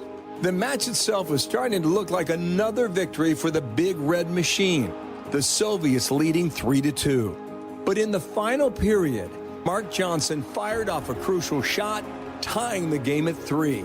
Mike Eruzione, the team captain, fires a shot. And with that, America beat the Soviets and stunned the world. America 250 on 97.1 FM Talk. Sponsored by Paramount Men's Medical Center. I'm Bill Eigel. I'm a no on data centers. Last year, when a new hyperscale data center was up for a vote in St. Charles City, I'm the only candidate for county executive who stood with you in opposition. Meanwhile, Steve Ellman was writing op-eds in support of data centers. In fact, he spent $400,000 of your taxpayer money to identify 6 locations just for data centers in St. Charles County. I'm Bill Eigel, and if you don't want data centers in our county, then I'm asking for your vote on August 4th. Paid for by Eigel from Missouri. Lisa Borchers, treasurer. Hi, I'm Eric. And I'm Howard. We're the pain guys of Canner and Pintaluga. You already know after an accident to call 911 and then 411. 1-800-411-PAIN. But you may not know behind the number is an experienced law firm with nearly 100 attorneys working hard for our clients. Call the pain guys at 1-800-411-PAIN. Law Offices of Canner and Pintaluga, Kyle Conhauser, Esquire. The choice of a lawyer is an important decision and should not be based solely upon advertisements. Offices throughout the U.S. Not all lawyers licensed in all jurisdictions. If you're considering an annuity as part of your retirement plan, we need to talk. Hi, I'm Bob Stockdale, Senior Vice President Investments with the ClearPath Wealth Management Group at Stifel and host of On the Money Saturday mornings at 11 on 97.1 FM Talk. Annuities can be a useful tool for some retirement investors, but not all annuities are created equal. Every week, we meet clients who own complex annuities that don't suit their needs and, in some cases, actively undermine their retirement plan. Before you purchase an annuity, get a second opinion from the ClearPath Wealth Management Group at Stifel. Requesting a consultation is free of charge. To request a free consultation, contact us at clearpathinvesting.com. That's clearpathinvesting.com, or call us at 636-695-2650. That's clearpathinvesting.com or 636-695-2650. Stifel Nicholas & Company Incorporated, member NYSE and SIPC. Can you believe politicians nearly doubled state spending since 2019? Yeah, that's twice the rate of inflation. What do we get for all that extra spending? Nothing. Yeah, and get this, over 200 loopholes are buried in our tax code, written by lobbyists for wealthy corporations. Our tax code is rigged against us. We get taxed on our paycheck, our home, everything we buy. I guess somebody's got to pay for all that spending. That's why we need Amendment 5. It puts politicians on a leash. Forces them to cut taxes and control spending, whether they like it or not. Amendment 5 closes the loopholes, eliminates income taxes, cuts property taxes, and gives $3,000 a year to average working families. We decide, not the politicians. Amendment 5 is the biggest tax cut in Missouri history. I'm voting yes on Amendment 5. Paid for by Missouri Promise PAC. Mark Ellinger, Treasurer. It's time for a $98 AC tune-up. This portion of the show is sponsored by Jerry Kelly, heating, air conditioning, electrical, and plumbing. From Collinsville to Chesterfield, 97.1 FM Talk, St. Louis Conservative.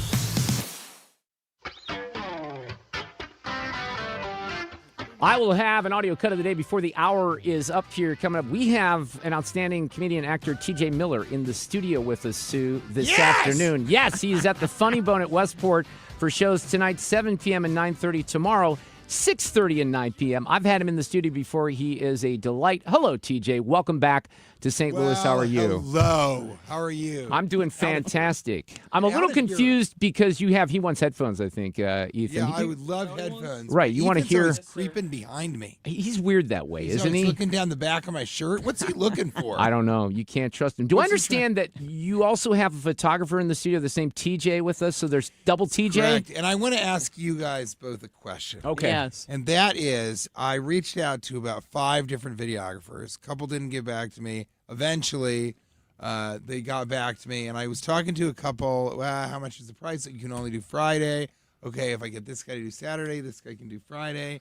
And then TJ texted me back, and I was like, I gotta give it to the TJ. I think you have to, right? Right? Is it? Don't you think that's a little?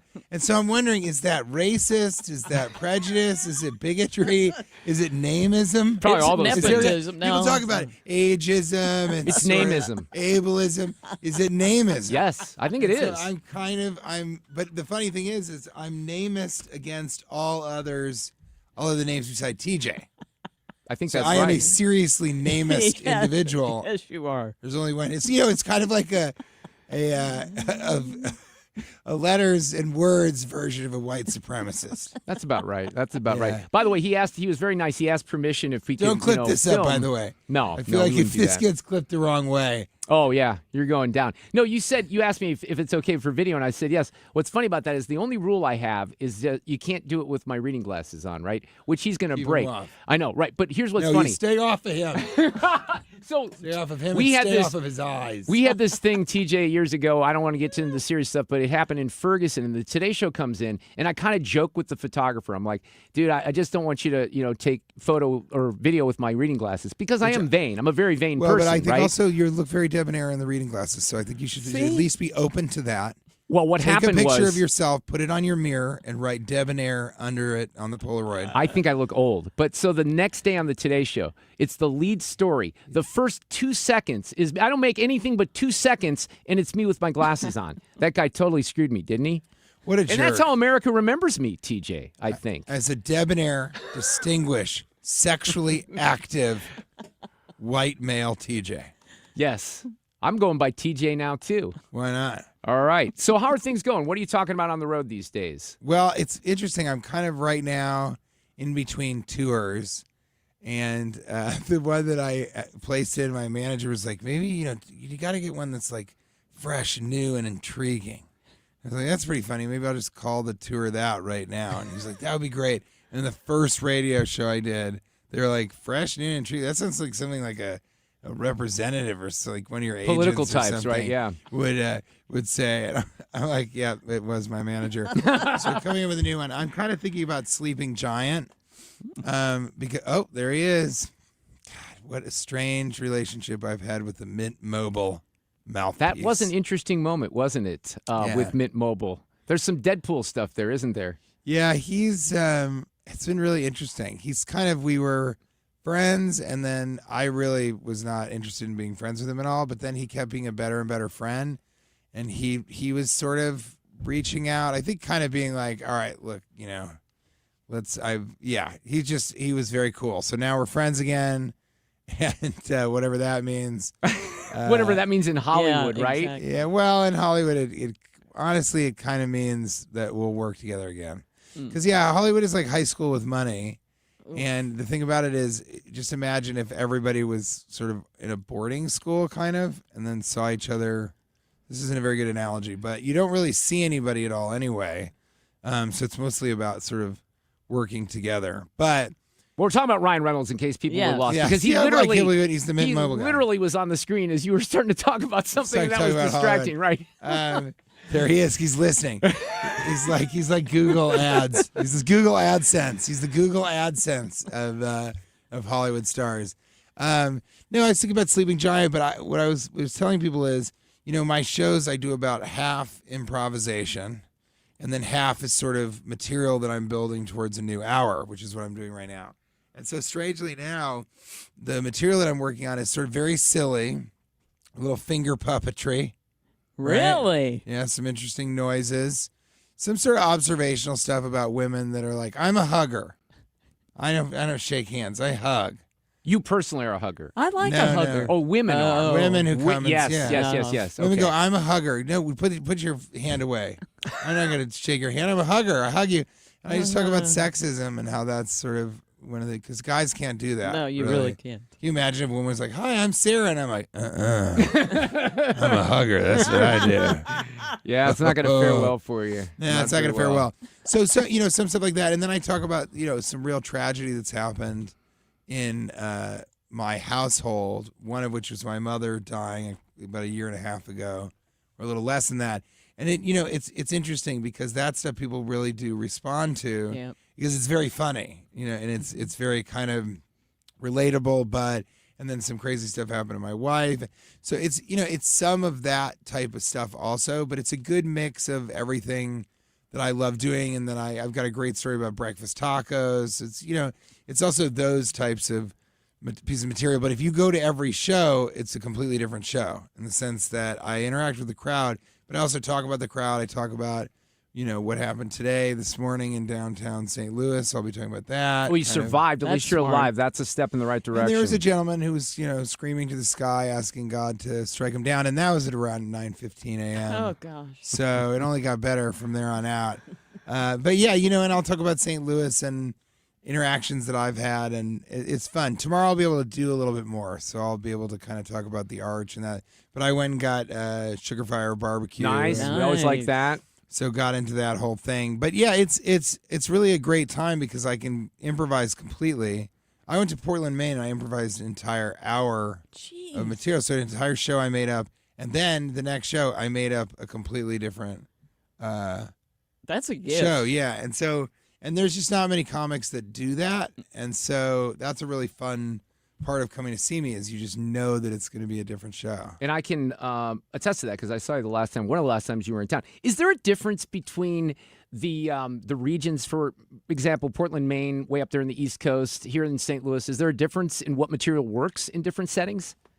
Yeah, I think so. I mean, I talk a lot about the place where I am, and so I think people enjoy that. Right, right.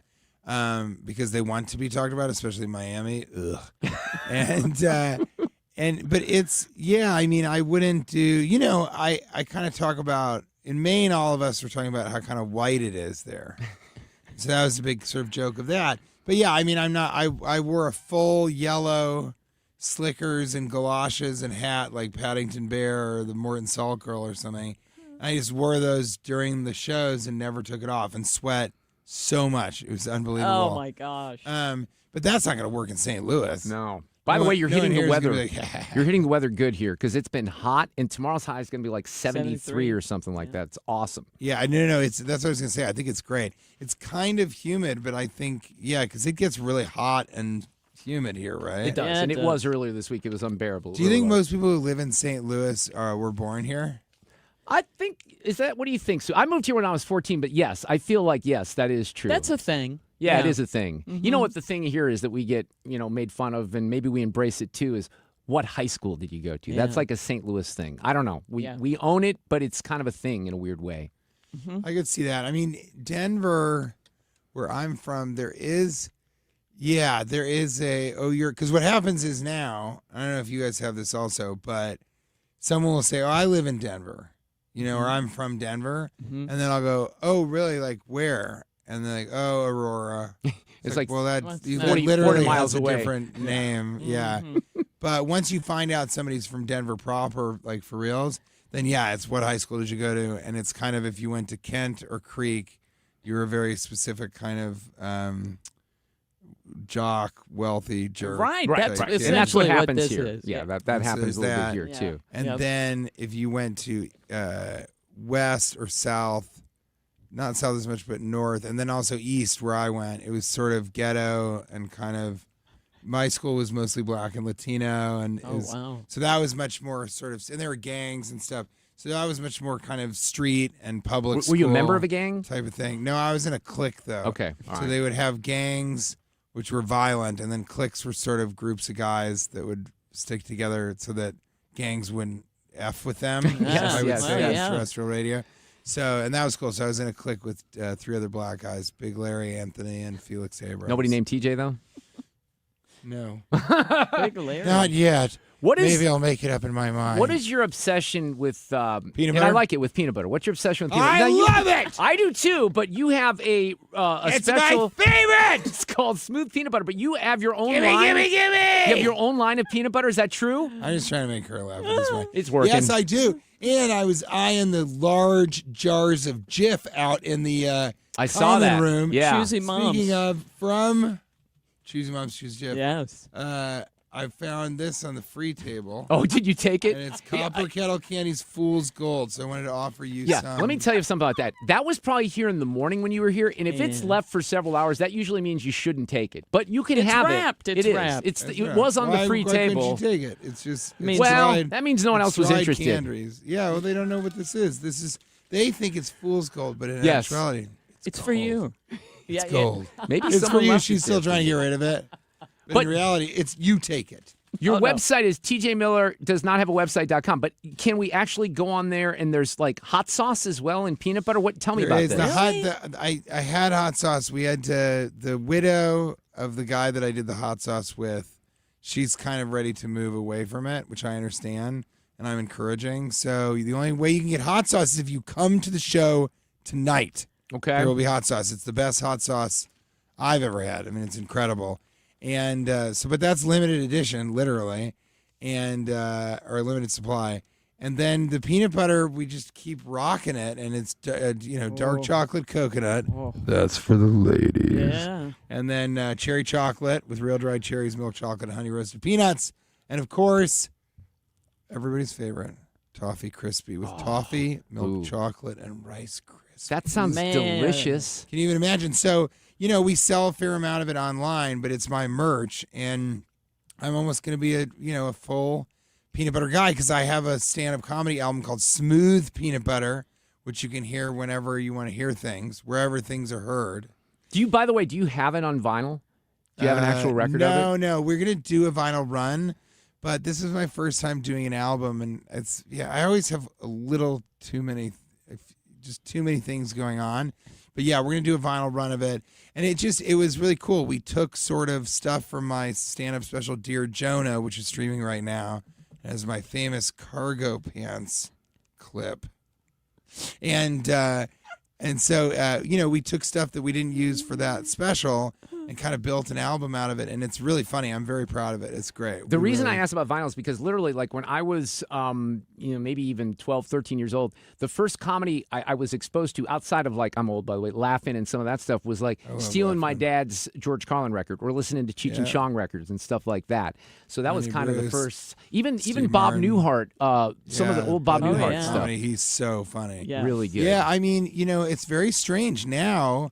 Rhymesayers is this kind of label that I listen to, which is kind of progressive hip hop. Not really progressive, but it's sort of white boy hip hop, but still different from that. Really lyricism, and they rep Atmosphere and Del the Funky Homo Sapien and stuff, and they are making CDs and cassettes. Oh, that's cool. Cassettes have kind of made a comeback. That's what I'm telling you. It's I'm saying weird. it's very interesting that, Yeah. that sort of cassettes are kind of for a younger generation what vinyl is for us, but people who are really into music also have a vinyl collection. So it's like those physical mediums that we thought were gone because of digital, they've come back, and they a cassette is a completely different experience. True. Because you have to fast forward it, you have to listen to it all the way through. Same as vinyl, but it's more compact. It's really, really interesting. So, and I think people. It's cool. Yeah, it's cool. And I they're haven't- starting to make throwback boom boxes. Yeah. that you can That's put- cool. yeah. I have an 11-year-old daughter. I have older kids too, but she's been into getting some of the vinyl, and just the way you can open up the cover of the Yeah. record and read the lyrics and things that you can't do as much with CDs. I think it's Something awesome. that you can hold. Yeah, TJ Miller is at the Funny Bone tonight, 7 and 9:30 p.m. We Tomorrow, are live. Tomorrow, 6:30 and 9 p.m. Go see him. He's very funny. I'm a fan. I am. I'm a big fan. We're live on the drive home. Thank you, TJ and TJ, for coming in. It's double Yes. TJs. And can I ask you guys, do you ever get lonely? Oh, of course we do. You get lonely here on the radio? No, Do you not get on the lonely radio. As individuals? Individuals, yeah. Yeah. Do you get lonely? Oh, like, sure. Because I travel all over the country, and I'm sort of alone. So we've been talking about that. That's sort of the theme. Isolation, being lonely. Yeah, yeah. Well, you're going to have fans out there tonight and tomorrow at the Funny Bone. I know you love the club. It's a great club. Enjoy it. Thank you. Thank you for coming in, TJ Miller. Thank you. Good to see you.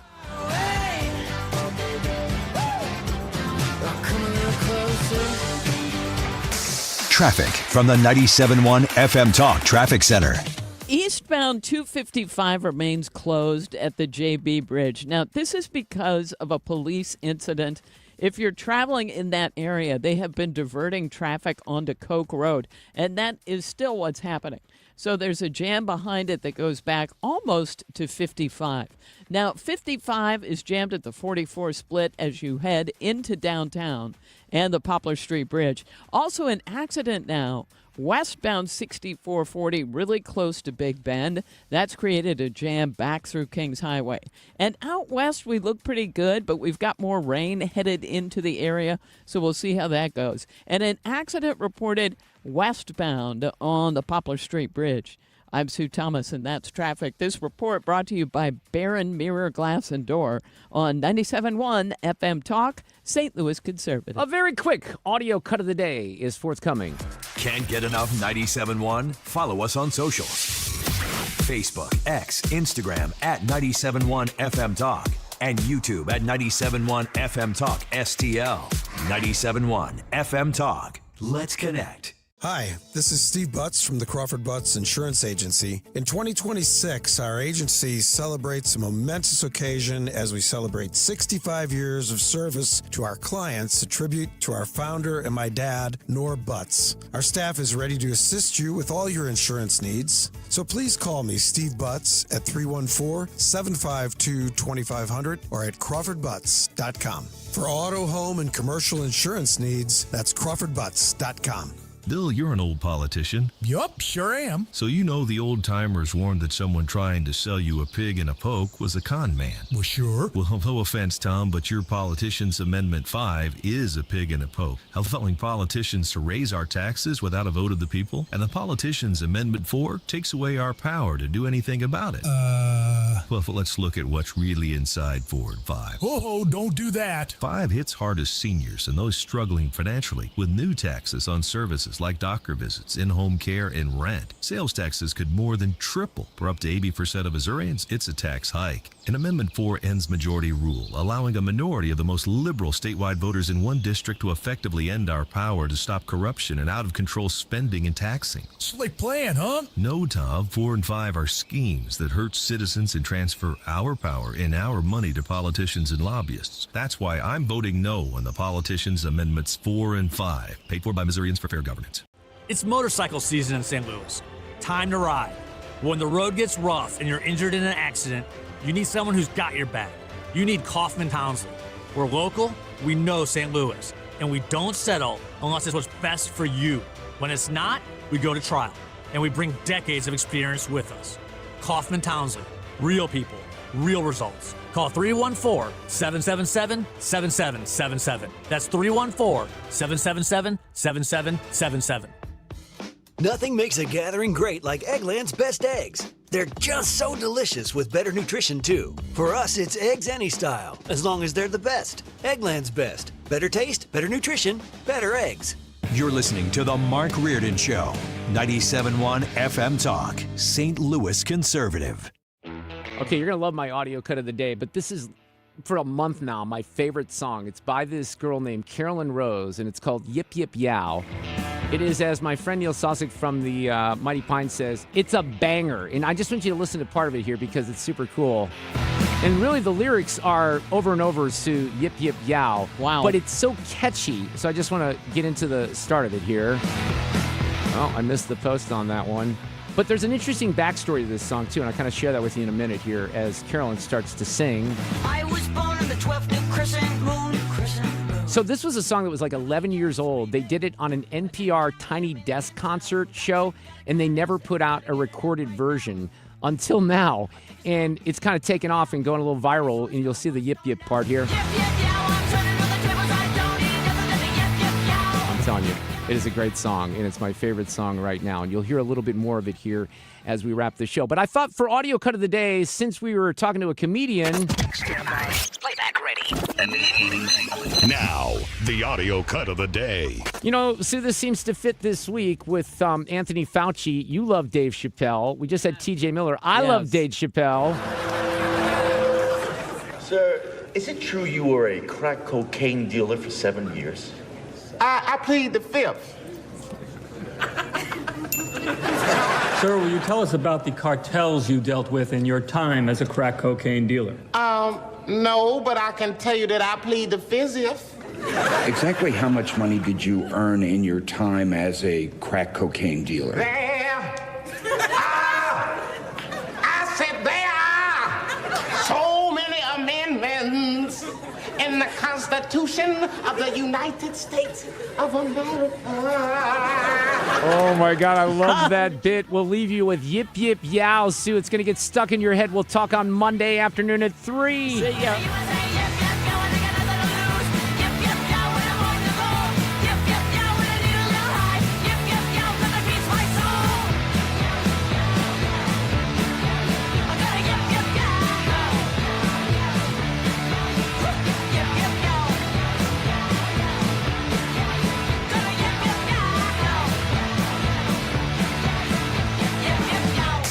Traffic from the 97.1 FM Talk Traffic Center. That was nice. I noticed it. Thank you. Yes. We've got eastbound 255 closed at the JB Bridge, and traffic is being diverted onto Coke Road. This is due to a police incident, and traffic is jammed behind it. We also have a jam at the 4455 split downtown, and I'm not sure if it's an accident or what happened there. But it's really created a delay. And now we have an accident westbound on the Poplar Street Bridge and westbound 6440 near Big Bend. Other than that, we're okay. This report is brought to you by Barron Mirror Glass and Door. Congratulations to them on their 50-year anniversary. They supply quality products and outstanding service, and they have an experienced staff. Contact Barron Mirror Glass and Door today. Let them show you why 50 years is just a start. Sue Thomas with traffic. 97.1 FM Talk, St. Louis Conservative. We've been encouraging you for a while here to Google the bagel loan, Stewart's American Mortgage, and we've had an amazing offer. Now, I don't know if this offer is going to continue into next week or not. We're going to find out, but you can still call or text Stewie right now and just Google the bagel loan if you kind of forget what the number is or anything like that. 324-4440. But they have options for you right now. If you want to get off the sidelines and purchase a home, he's offering you a 1% discount for that 30-year mortgage for the first year. Now, that went so well and continues to go well. We have a situation where if you want to refi, you want to go from FHA to conventional, he's going to help you do that with a 1% lower rate there too. And you get the bagel loan, which is awesome because then you don't have closing costs and all that stuff. The whole idea here is to save you money. And that's what he wants to do. That's why he created this whole company. And he's very engaging. He's very knowledgeable. He's very passionate about what he does. If you need money out of your home, if you need to access that cash, there are ways to do it. So call or text Stewie at 314-324-4440 or Google the bagel loan. Tell him that we sent you over from 97.1 FM Talk. When Donald Trump needs conservative votes to help pass his agenda for Missouri, Representative Trisha Burns never answers the call. Trisha Burns has missed 370 votes. Burns is bucking President Trump's priorities. Burns did not vote to stop DEI initiatives, prevent China from owning Missouri land, defund Planned Parenthood, and Burns did not vote to ban boys from girls' sports. Trisha Burns not showing up for Missouri and President Trump. Instead, Trisha Burns spends her time pulling pranks on the suicide prevention hotline. Yes, you heard that right. Trisha Burns lied to the police and staged a fake suicide emergency. She sent a series of messages to the hotline